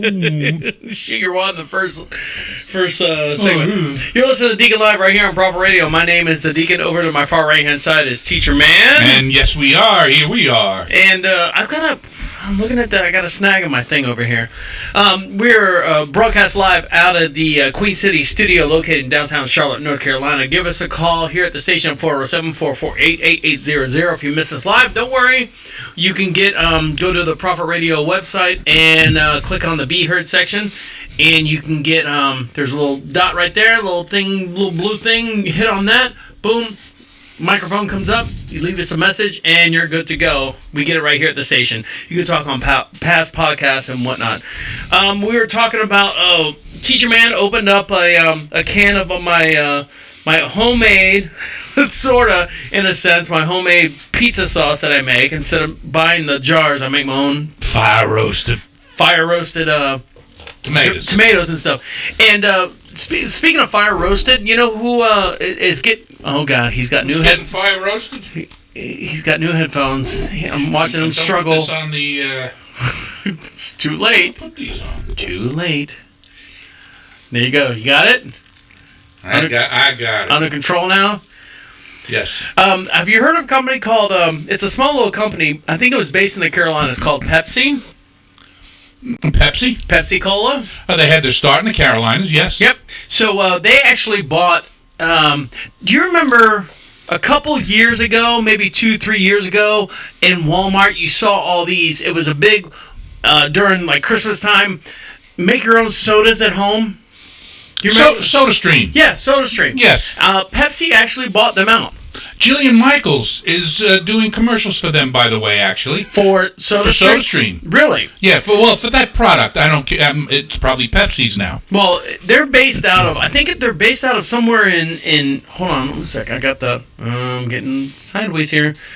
They're based out of, while I switch screens. Let's see. Israel. They're actually based out of Israel. Okay.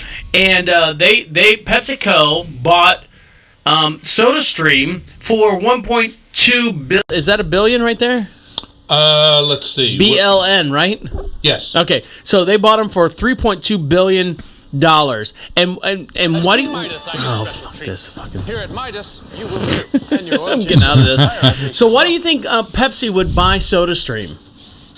Well, you know, it's this way.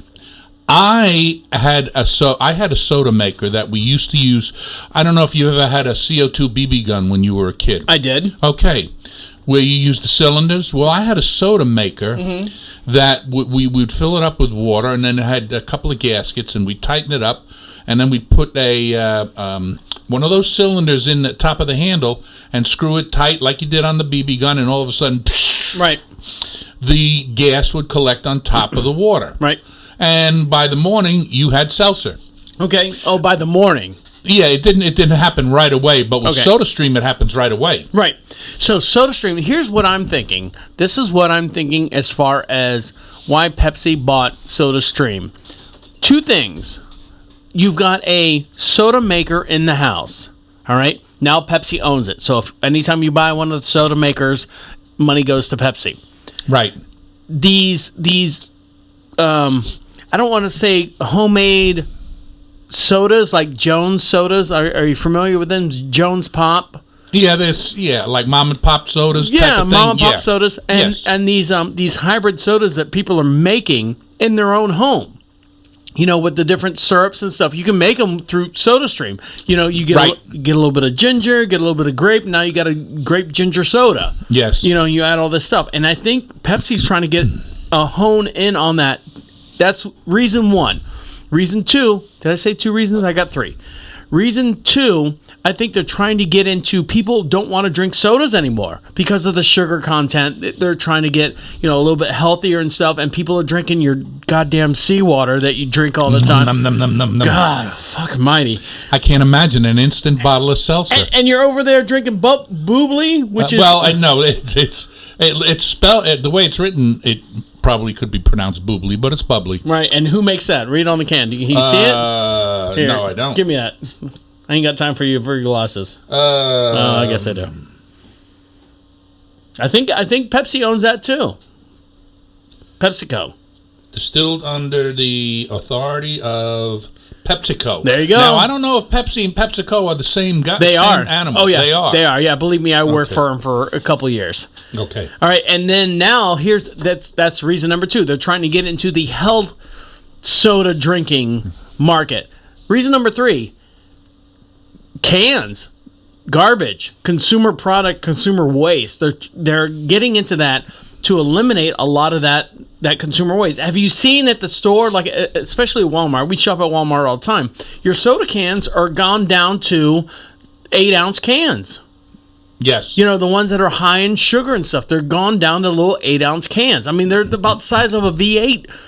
You know, I know exactly what you mean. And I remember my dad buying a little 6-pack of little V8 juices, and they were little 8-ounce cans, and that's what all the soda's going to now. And if they can eliminate that, because I know they're paying a premium price for those cans to be made. Yes. So so they bought SodaStream. I like that idea, and I often thought about, but you know what? The price hasn't gone down on them. No, duh. It's the yeah. same thing with ice cream when they went from half gallon to less than a half gallon. I was kind of hoping it would go the same route that the calculators went. When they first calculator I bought was a 4 operation: add, subtract, multiply, and divide. A 4 calculation calculator, right? And it was $89. Jesus, $89. Without the batteries. Right, you had to blow it up. Right. But anyway. So we were talking about the pizza and new foods that are coming out, and restaurants are trying to bring in new customers and stuff, and pizza has gone from the deep dish pizza, which is garbage, gone from the flatbread to healthy and all these artesian pizza places and stuff. And someone artisan, that's what I said. What'd I say? Artesian. Well, I want to swim in That's a well. I want to swim in a pool sometimes. And this place right here is gone. It's called Russo's. Russo's Pizza, and the only way I can't describe it. I'm gonna let Teacher-man describe it because he owned I almost said a Mexican restaurant, Italian restaurant, and did all this at one time. So here we go. It's called Pizza Burritos are the ultimate guilty pleasure. You ready, Teacher-man? I'm ready. Here we go. What's he doing with it? I can't believe it. He's rolling up a damn pizza. This is a pizza burrito. I know, oh yeah, look at the face on this one. This is a monster. Oh my goodness. It's got baked ziti in it too. So what it looks like they're just like Pearl River, New York. That's where it is. I see on his shirt. Yeah. So it looks like they're just putting all this stuff on a pizza dough and just rolling it up. Now, I wonder if they're using burrito material for the crust. No, they're not. They're using just the... Hi guys, I'm Alex, and I'm here outside of Russo's House of Pizza to try a pizza burrito that's stuffed with pasta and mozzarella sticks and is the size of a little child. I'm not sure if it'll be a carbo load, if my stomach will handle it, but we're here to try out. Let's go. So it's almost like a takeoff on like a calzone. Here's how it's made. All right, so they're doing the dough just like the traditional dough. Starts out like any other pizza. You spread it out, put your pizza sauce on there. My fire roasted things that I'm gonna do, put the cheese, and then they flick it around, but it doesn't stop there. They throw it in the oven, pull it out, and then they this is where it goes. They put chicken bites on one side, and they're almost making like a sub sandwich. They're doing it in like rows. And more cheese, and they literally, and then there's the cheese sticks. Mozzarella sticks. So the only way I can explain it is like if you had a traditional pizza, they put everything around in a circle. This, they put it in rows and lines. And so you have like the chicken on one row, the pepperoni. So when you roll it up, it kind of just makes almost you like have a row of pepperoni, a row of chicken, a row of pasta, right? Nice. Like a Subway sandwich almost. So yeah. So, but what's the difference between that and a calzone? I can do a calzone the same way, no? Well, and he flips it over, and he flips it over again, puts a quarter cut on it, and he calls it a burrito. Now, and they throw it in the oven one dash of Parmesan on top. There you go. That is... Yeah, but you see, that thing, the difference between that and a calzone, that thing's loaded with crust. Right. Whereas, even a burrito isn't loaded with crust. You might have 2 layers on the outside. Right, because it's two different entities. You have a corn tortilla shell or loose tortilla, and then a pizza, which is made totally different. Right. Oh, so my world... You know what? Too much shit on there for me. I wouldn't go for that. My world is turned completely upside down right now with that. Well, I thought you looked funny today. I know. So we were talking about Pepsi and Pepsi streams and stuff. And did you hear about the priests? No, the priest doing coke. Well, that's what you. Well, don't tell me anything from now on. I'm not giving you anything. Okay. Did I hear about the priest? What a stupid fucking question. Hey, all you out there, did you hear about the priest? I didn't finish yet. You're too busy choking to death. Go ahead, I'm sorry. All right. So, did you hear about the priest that walked into a bar? No. All right. Speaking of Pepsi, he did some coke. Oh, did he? Yes, he did.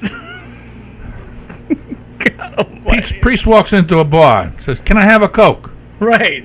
Sets him up a line. Catholic priest was caught on video snorting cocaine in a room full of Nazi memorabilia. How about that one? You didn't see that one coming, did you? No, I didn't. Mr. Smarty Pants. Well, I'm not trying to read ahead. There is a... let's see, hold on. You know what? The best thing to do is let the video play. And here we go.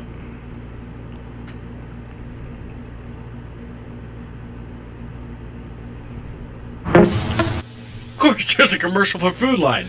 Why wouldn't there be a commercial for Food Line? That's where they can get their Coke. Right. So he was caught on camera surrounded by Nazi memorabilia. In this moment, Roman Catholic priest, Father Stephen Crossan. Here he goes. He's, let me turn the volume up on it. But I went in and I said, no, let's carry on. I said, Dad, there he goes. Just, I'm going to go to bed. Don't look at me and stuff. So he was doing coke on a he was caught on video, snorting a line of cocaine at a party in a house on the church grounds. On the church grounds, he was doing cocaine, and it was his house. I guess, yeah. Well, it says, yeah, his house. He was doing cocaine, and he's got Nazi memorabilia and whatnot. But yeah, I mean, there's a picture of a... Wow. And there's a lot of stuff going on. I mean, that is not a good video to come out, especially when... they're taking kids' pants down. Well, yeah, they're doing all that stuff in Pennsylvania, and they're getting, crazy and stuff. As far as... they're doing a whole investigation. You heard about that, right? Oh, absolutely. And they're doing this huge... All they had on the news in New York. Mm-hmm. Is the investigation of the full task force as far as making, and they're like, oh no, we don't do that, and sure enough, oh god, there you go. So, oh, you know what we didn't do yet? You didn't do your stretch. My big stretch. Here we go.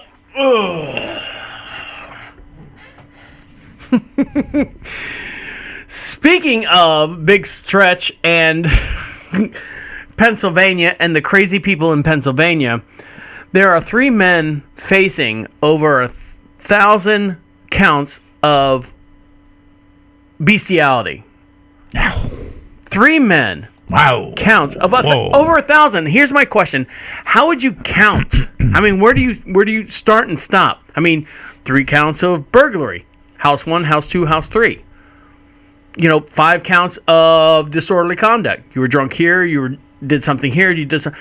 This is over 1,000 counts of. As King Midas, I get special treatment. Here at Midas, you will. King Midas of bestiality. And what happened was these 3 Pennsylvania men are facing more than 1,400 counts of allegedly having sex with multiple animals, and filming it. And that's what they found out. In addition to the 1,400 counts of sexual intercourse with animals 41 years old or older. I'm sorry, I didn't read that correctly. I made it funny. 41-year-old Terrence Wallace, 34-year-old Mark. Here we go. Here's the video. Here. He's going to give us the whole breakdown. It's more than 1,400 counts of having sex with animals. 41-year-old Terry Wallace, 34-year-old Mark Niesenkoff, and 32-year-old Matthew Brubaker are also charged with cruelty to animals, endangering the welfare of children, and corruption of minors. A 16-year-old boy living on a makeshift farm on Mouse Lane in Munson, Pennsylvania, told police the abused animals included dogs, horses, a cow, and a goat. According to the Clearfield County District Attorney's Office, the teen has been placed into protective custody. A search of the property turned up a large volume of homemade videos, recording equipment, and cameras. All three men have preliminary hearings scheduled for Wednesday. All right, so there's a lot of stuff going. There's a lot of stuff going wrong there. Whoa, those poor animals. So yeah, I was gonna say, first of all, it's not just one guy; it's three guys, and they're filming it, and it's multiple animals. So it's a goat, a horse, dog, whatever. Yeah. And then there was a child that was on the property on this makeshift farm and stuff. And these guys, why? I don't know. Why? I don't know. Well, the only thing I can guess is if you want to film it, you got to have at least one other person. No, they make tripods. Yes, you're right. Okay, right. I hadn't thought about right. that. I mean, we have tripods all over this place. Yeah. So. But I mean, what? Man. Were they? Is it an underground? They're selling it to a website to make money? Were they? I mean, because you always see, there's got to be a reason. When they say, like, when movies are made, 20% of the movie is true. Like when they say, we're going to Mars, and they show a movie of us landing on Mars. Yeah. And there's a reason why we say, oh, there's videos out there of chicken fuckers and animal fuckers and all that stuff. There's a reason why there's those rumors and jokes, because there's videos out there. There's apparently there's a need and a want or a call for that. I don't know. I mean, well, same thing. How do you hear about something like that? How do you decide? Well, you know what? Somebody mentioned the other day that he wouldn't mind seeing somebody fucking a cow. How do you get into that? Hey, Charlie, bring a stool. Hey, what? I saw you over there. Effing Gracie, our cow, want to do a video? We can put it on YouTube. No, let's not put it on YouTube. Let's go on the dark web with that. I mean, all sorts and kinds, all walks of life. I mean, somebody would pay for that. Somebody would pay for that, and that's the disturbing part. And hopefully this is. Oh God, it's just horrible to even think that the boy. I forget what the article said. I don't think he was harmed at all. I just know that he was there and he escaped. And just seeing something like that, he's going to need some counseling. He's going to need some kind of counseling. So, do you think they're? Would you call them crazy? There's definitely something wrong with mentally, the person that does that. Something doesn't click. Yeah, right. There's a chemical imbalance. There's something wrong in the thought process of those people that think of doing something like that. I mean, I'm guessing. I'm no psychiatrist or psychologist, so I don't know. So what if there was a test that if you took, that you could determine whether you are crazy, psychopath, or something like that? Would you take it? Why would I want to take it? I've never had. If I had an urge or something or thoughts of it, I would take it. Okay. Well, guess what? Coming up next, Teacher-man's going to take a test. Going to take a test about if he's a psychopath or not. You're listening to Deacon Live right here on Proper Radio. We'll be right back. Oh. Nice fishing. Yeah. See, if you just let me fish and don't read all the stuff that you see on the screen. The stuff on the screen is just for when I say something, you can look at it and know what it. You don't have to read. I know what you're talking about. Oh. Doing okay over there? Doing okay. How's your hot pepper flakes? They're gone. They're gone. Yeah, they're gone now. All right, here we go. I was kind of scared to take too much of it. Yeah, I know. I didn't. Like I said, I just put it in my hand. Yeah, I just put it in my hand. I just takes it a little bit. So yeah, but you could accidentally get too much. I know. You're listening to Deacon Live right here on Prophet Radio. Give us a call at the station at 407-448-8800. Don't forget to be heard on the Prophet Radio website. Click on the bottom. Teacher-man, I'm making sure you're okay. How you doing with the hot pepper? I believe I made it through. I'm gonna be just fine. Nuclear fallout dust. I mean, that's a bold statement. That certainly is. And I'm not saying that he's overstating it, because the little bit I had was quite potent. Oh God! And yeah, you were sweating. You had to go down to the second floor and fill up the ice, or from the ice machine. You had to fill up your thing again. Just stick my head in. Just stick your head in it. So we were talking about earlier about being.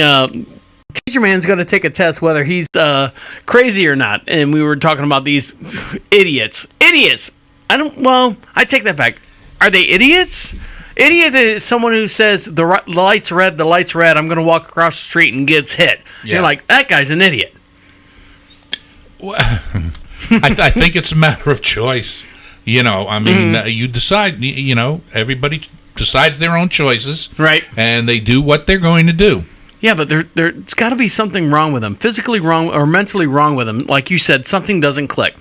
So I asked Teacher-man, I said, would you be interested in taking a test to see if you're a psychopath or crazy? If I had a little predilection or predilection? Whatever you want to say. All right, so here we go. It's this test right here is 18 cinnamons. I think you need to take the test. I know. 18 synonyms questions. So I'm going to give you a word, and I'm going to give you two choices. I want you to tell me what choice you would make. Oh, okay. Okay? It's very simple, and hopefully we can burn through this as quickly as possible. I got it. So we don't we don't bore the public and whatnot. Right. So here we go. Let's play. Go. Here we go. If you look at the thing, pick one of the synonyms for tired, fatigue, or exhausted. Fatigued. Okay. Sinister, dire, or evil? Evil. Daydream, dream, or revere? Dream. That's reverie. Oh, reverie. Ethical, upright, or principled? Principled. Okay. Trivial, trite, or negotiable? Neglectable. Trite. Okay. Negligible. I'm reading them too fast. Apparition, phantom, or specter? Apparition. Phantom. Okay. Steal, loot, or take? Take. Unruffled, composed, or placid? Composed. Move, gathered, or advance? Advance. Frisk, inspect, or search? Search. Okay, three more. Loquacious, talkative, or gregarious? Garrulous. No, it's talkative. Deceived, defraud, or duped? Dupe. Temerity. Temerity. Nerve or audacious? Oh, audacity. Right. Hang on. Doesn't matter. Nerve. Okay. Jealous? That word or that word? Covetous. All right. Eclectic? Illicit. Right. Obtain or induce? Oh, gosh. Your English teachers are writhing in their graves. I know they are. A deuce. I think I took a deuce this morning. Appall, shock, or distress? Shock. How many questions are there? Watchful, aware, or wary? Aware. Okay. Enigmatic. Enigmatic. All right. Inscrutable or mysterious? Mysterious. All right. Here we go. We're going to see if he's... oh, of course. There's a little commercial to let you know. We're going to skip the commercial. And it says, based on your answers, you are definitely a psychopath. Your IQ is well above average, and you are most likely an introvert. Your 5 most dominant traits are curious, daring, impressive, painstakingly, is that right? Painstaking. Right, that's what I said. And profound. You have committed at least 5 crimes in the past. People find you mysterious, reflective, and you have a dark secret that you'll never share with anyone. A career that best matches your personality is a clown. Oh. Are we spot on? Let us know in the comments below. So there you go, Teacher Man. I'm sitting in a room with a psychopath. So there you go. How do you feel? I hate clowns. I know you hate clowns. I absolutely hate clowns. I know. And that is not what I would be. Well, based on your answers, you have a high level of intelligence. You have a high level of, peripheral. You have a high level of, things going on around you other than the stuff we discussed earlier. But there you go. So you are a psychopath. Above average. Mm-hmm. I'm an above averagely intelligent psychopath. There you go.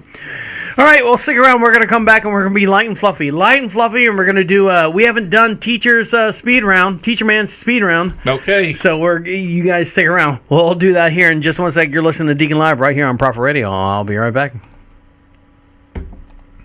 I think no matter what you pick, you're a psychopath. I don't know.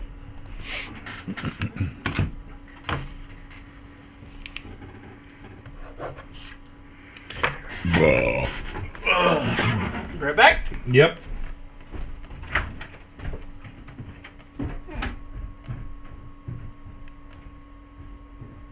Horse fuckers.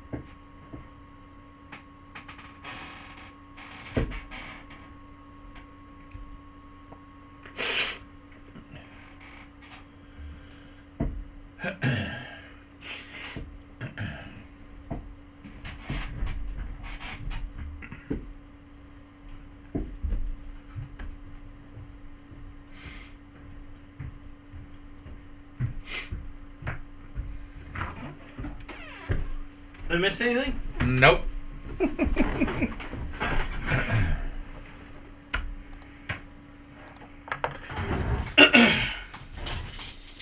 It's funny. I was looking all over the house for a can that had the top like that, a big can. Uh-huh. And they all have the flip tops that we have, all our soups, everything. And the only thing I could find was cans of tuna. Outside of that, I'm like, I'm not opening up tuna. No, because if that spills upstairs, oh, Jesus. You'll have that stink up here forever. Forever.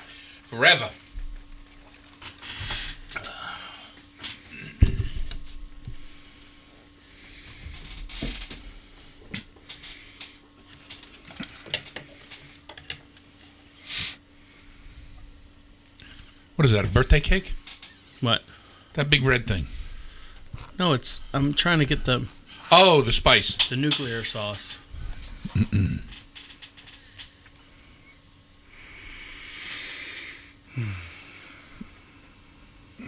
Okay, you ready? Hit it.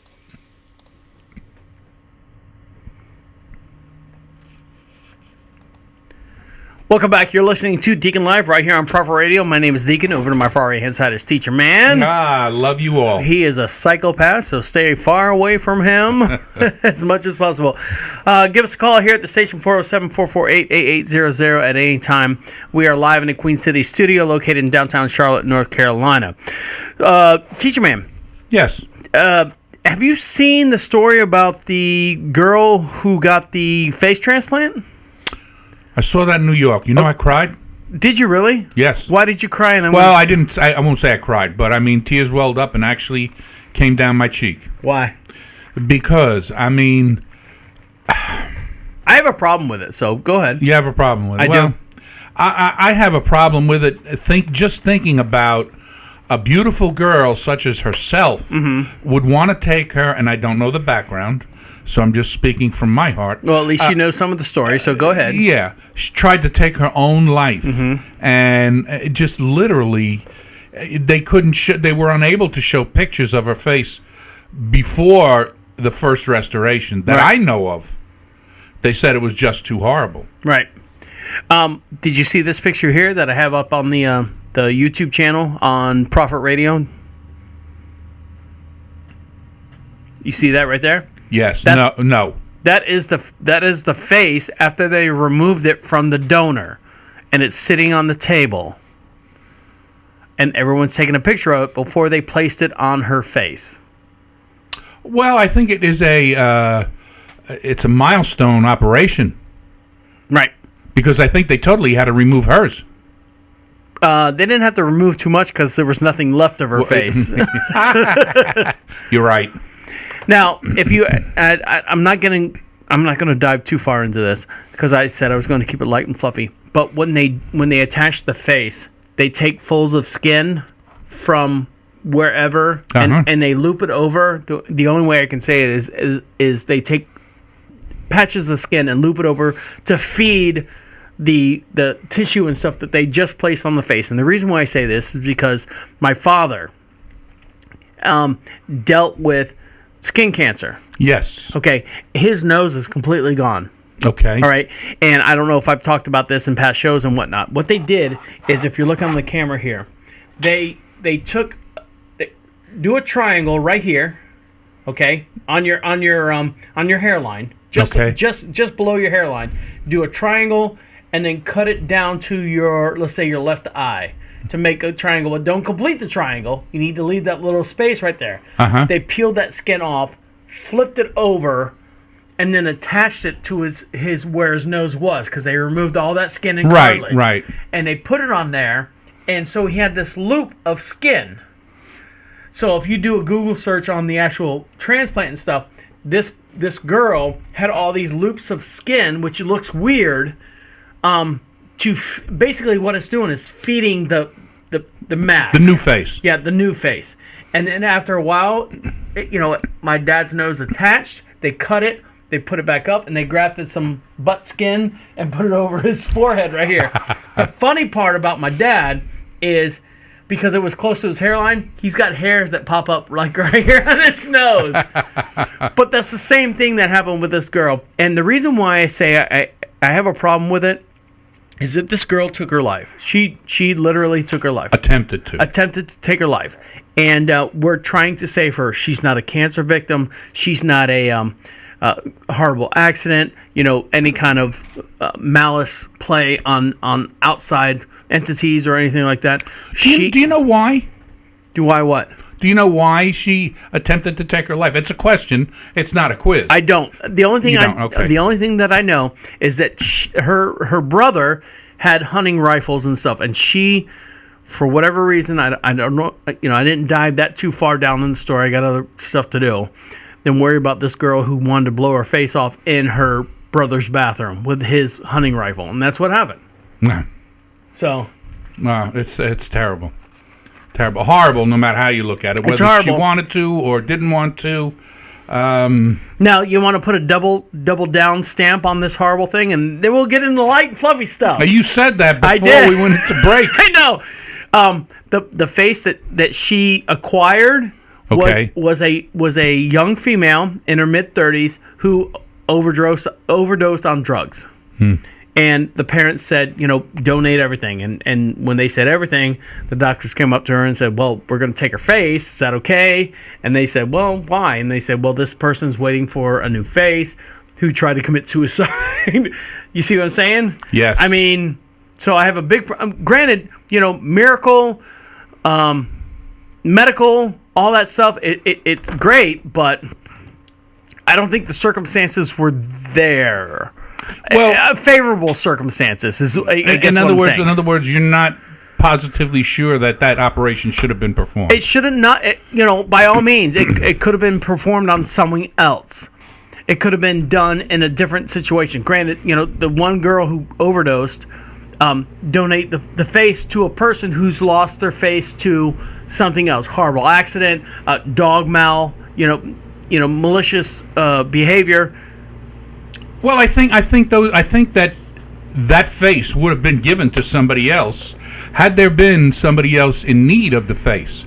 Now, let's not forget that the doctors are getting enormous practice for the future. I hate when doctors say, I'm a practicing doctor. No, you should be a professional doctor. you need to be done practicing. Right. But you know what? In this sense, they are practicing. They are. For somebody else that'll get a better job done on their face. Right. And also, too, on the other hand, this girl would have lived. Now, should she have been forced to live with, and as it is, even with the face, she's really, kids are going to make fun of her. And people are going to turn away. She's not going to be, I guarantee you, she's not going to be released into society until about 10 years from now, because she is going to be under watch, lock and key through the medical fields. I guarantee you she's going to be housed in some kind of nursing home for freaks that have had weird stuff done to them. I guarantee you. Especially as a result of suicide. Exactly. So I guarantee you they're going to be watching her religiously and then say, okay, after 10 years, after everyone's forgotten about the story, or 5 years, or, internet, after 2 days, everyone's forgotten the internet, whatever happened that day.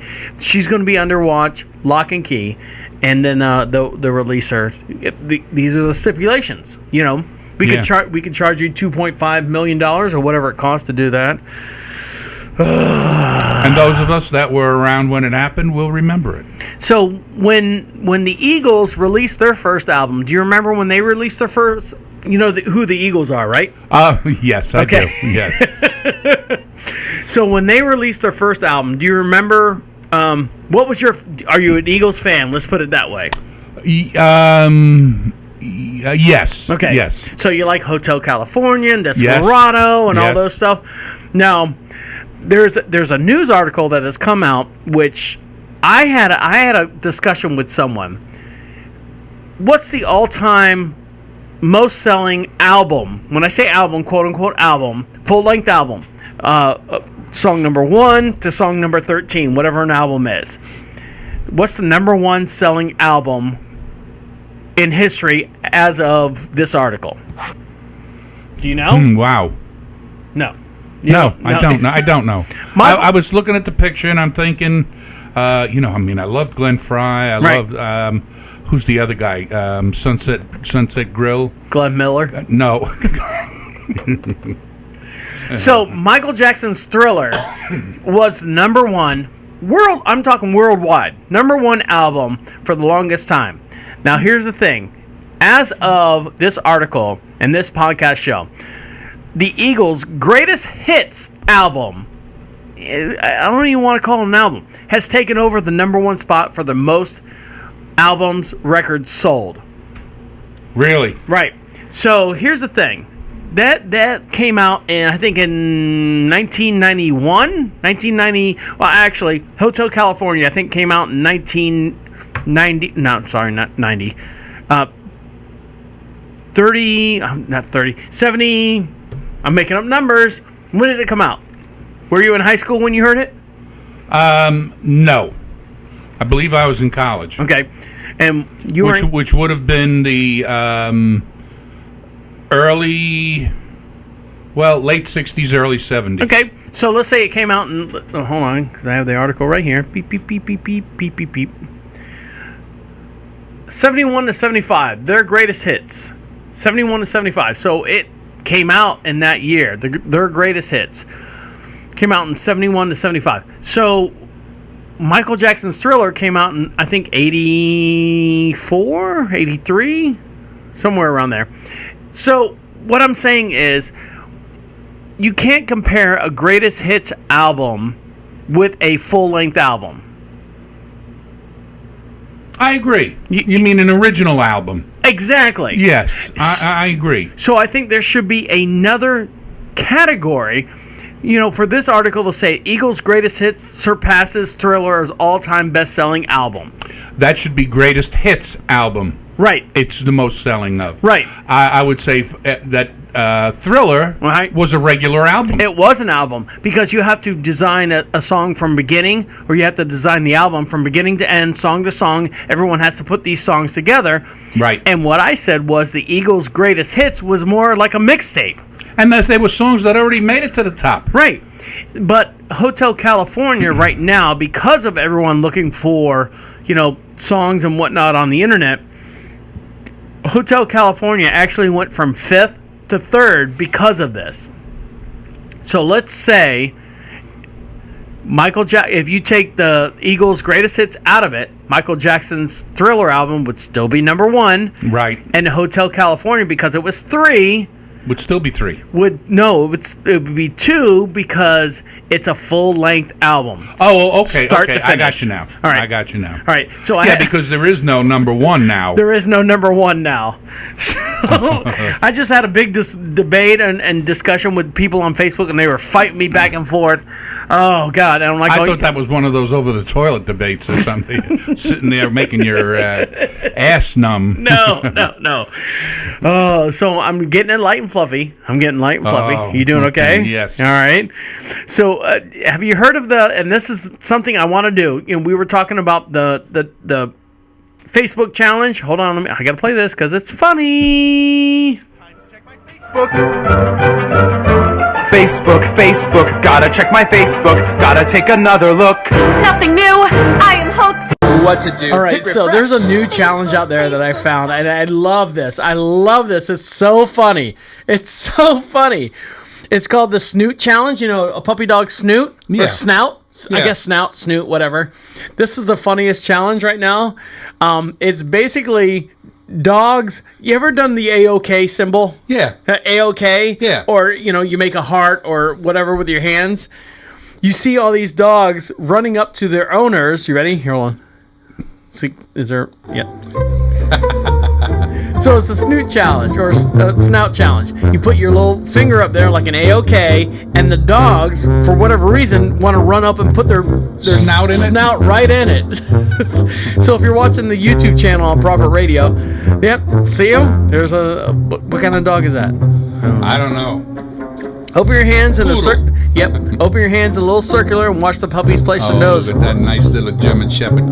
It reminds me of what I used to do to my German Shepherd. I used to grab her nose, and I put my mouth over her nose and blow, and her lips would go. So this is the Snoot Challenge or Snout Challenge. You just do the circle with your hands, and all of a sudden your dog just comes up and puts her snout right through it, and people are filming it, which is great. It's great, but unfortunately I've got fat bulldogs, and they don't have a snout. There's a pug. Oh, little pug. Well, you'd wind up with the whole face in your hand. The whole face. So that's a new challenge, and if you can do that with your dog and post it on our Facebook page at Prophet Radio, that'd be great, and just to lighten everything up. I thought it was funny. It was great. That's adorable. Snoot Challenge, everyone, all this despair, all this despair and stuff that's been going on and whatnot. So, Teacher-man, I love it. Yes. Give me that piece of paper over there.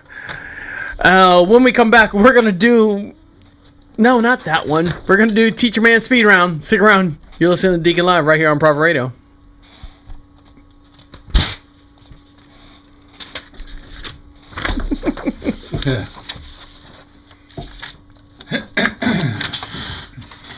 Some of the stuff we talked about already. All right. I'm going to ask you more. All right.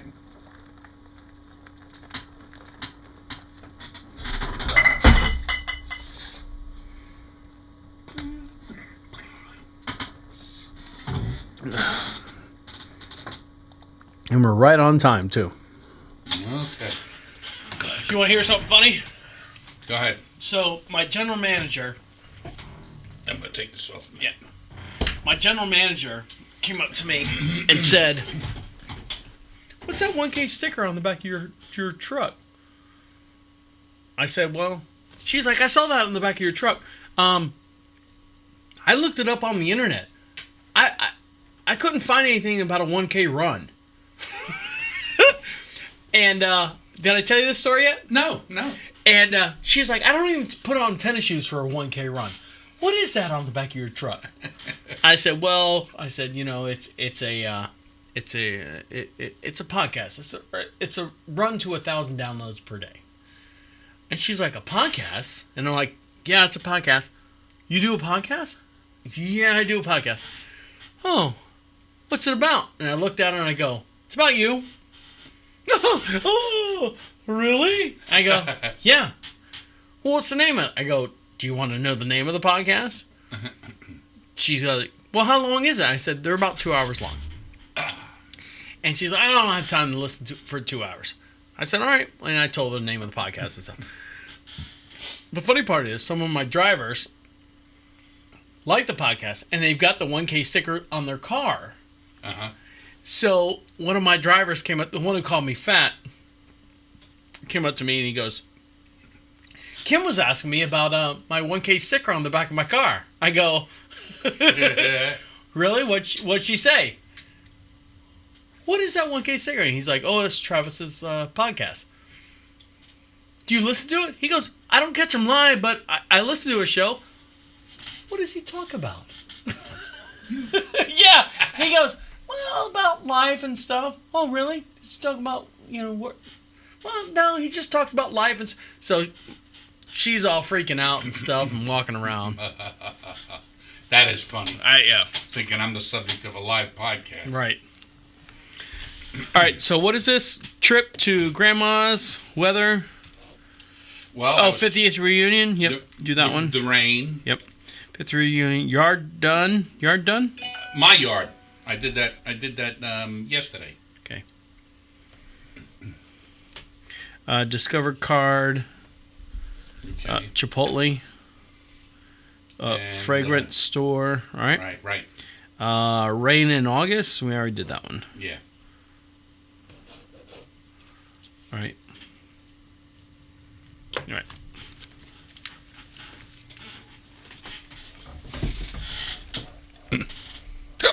Ooh. Settle down there. Yep. Here we go.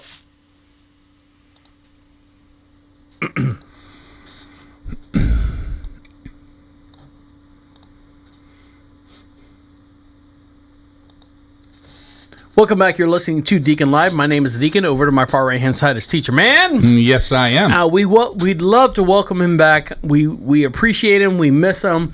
And you were missed. I missed being here. I really did. All right. Give us a call at the station at 407-448-8800. Don't forget, we are live in the Queen City studio located in downtown Charlotte, North Carolina. And make sure you click on the Be Heard section. Make sure you get all our free swag. Email me at deacon@prophetradio.com. You got that over there? Yeah. You're excited about getting those. I'm just getting used to, being back in. I know we spent like almost $40,000 on getting all these cameras and stuff fixed. How's everything look? I can tell. It looks fantastic. Yeah, everything really good? does. Are you proud with your? Hold on, let me pull up the video here. Are you proud with this? Yeah, it could be twice the size, but yeah, I am very proud of it. Well, I don't want it to be twice the size because then I'd be twice the size. Right. So we have to move a lot of things around. So if you're watching the YouTube channel, looks terrific. I appreciate that. They did a lot of work on it. So here we go. You ready? We're gonna do speed round with Teacher-man. All right. So 50th class reunion. Go. My goodness, I haven't been to one of my classroom reunions.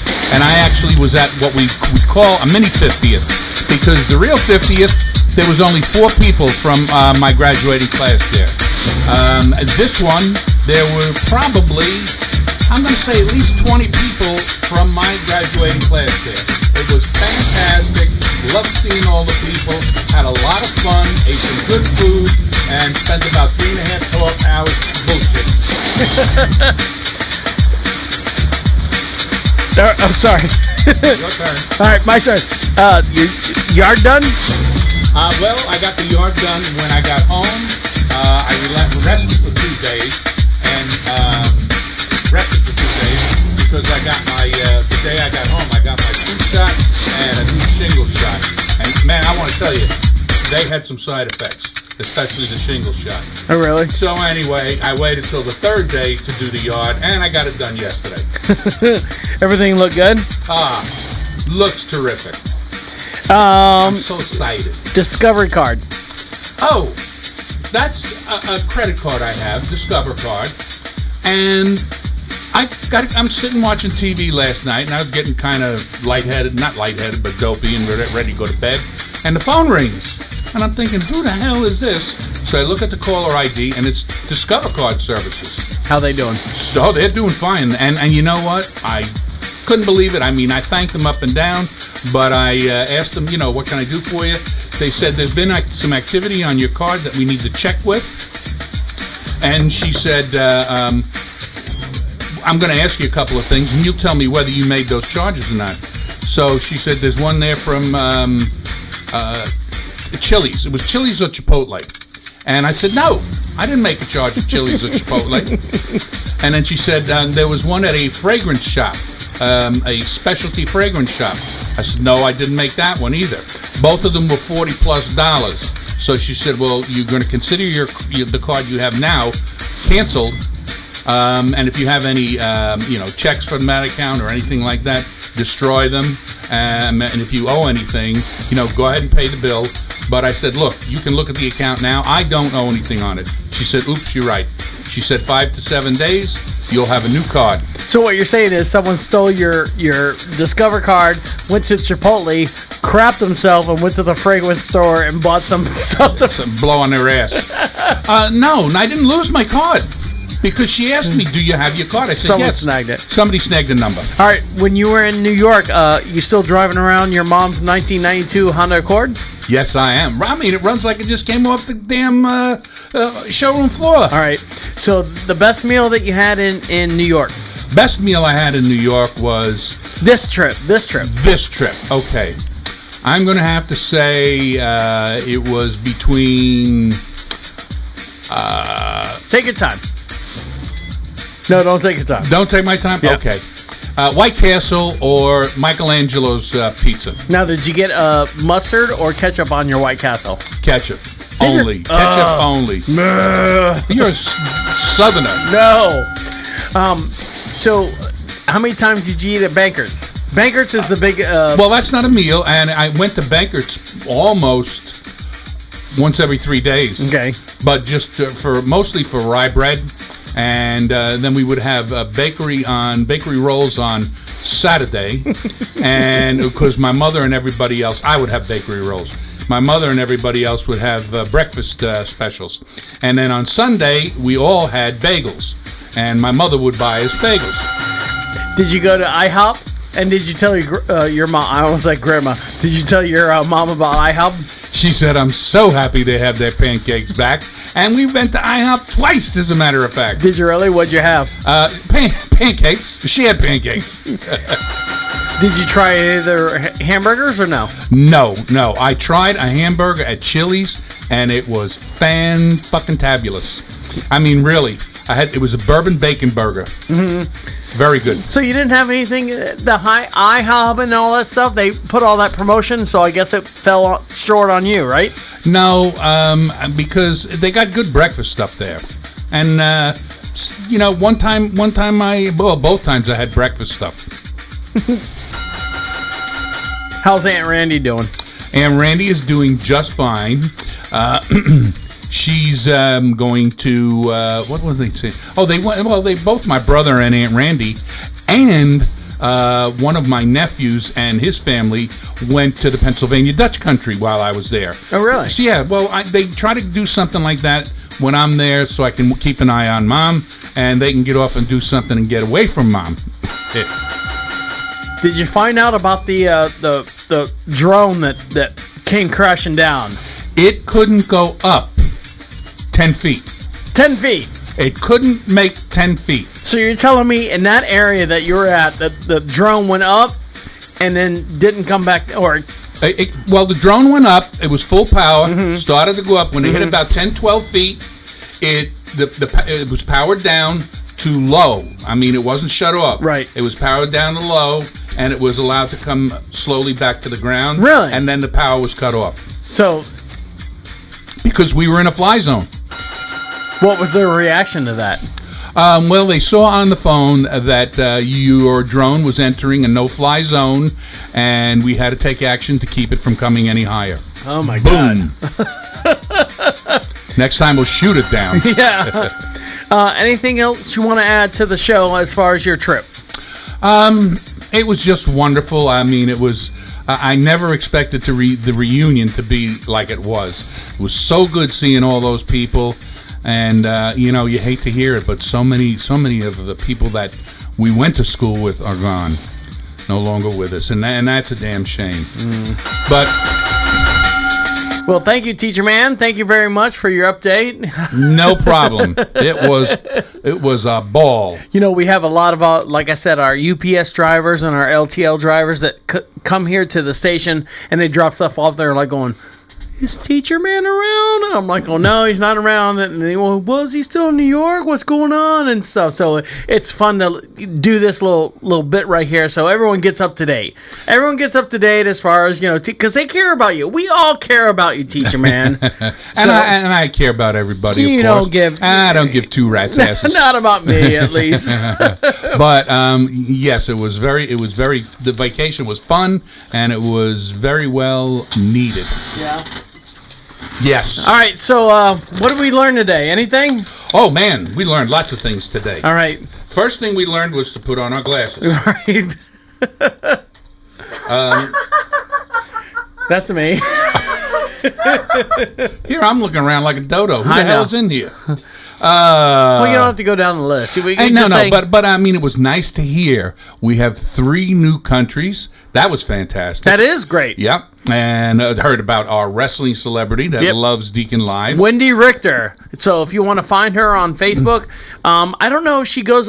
She actually contacted me under a pseudonym, which is crazy because I was like going, who is this person? And I looked at all like her photos and stuff like that. And I'm like going, oh my God, it's Wendy Richter. And I, we were chatting back and forth. She's like, I kind of stand off the radar a little bit because of the wrestling thing, so no one really gets a hold of me. And she's actually she's got her master's degree in physical therapy. Oh, is what she's doing right now. So there you go. Well, when you get to be her age, after being born in 1961, you got to find something else to do besides wrestle. Correct. You can't live off the wrestling money. The beer foamer. I was surprised at your reaction because most people like a little head on their beer. I don't like any head on my beer. Okay.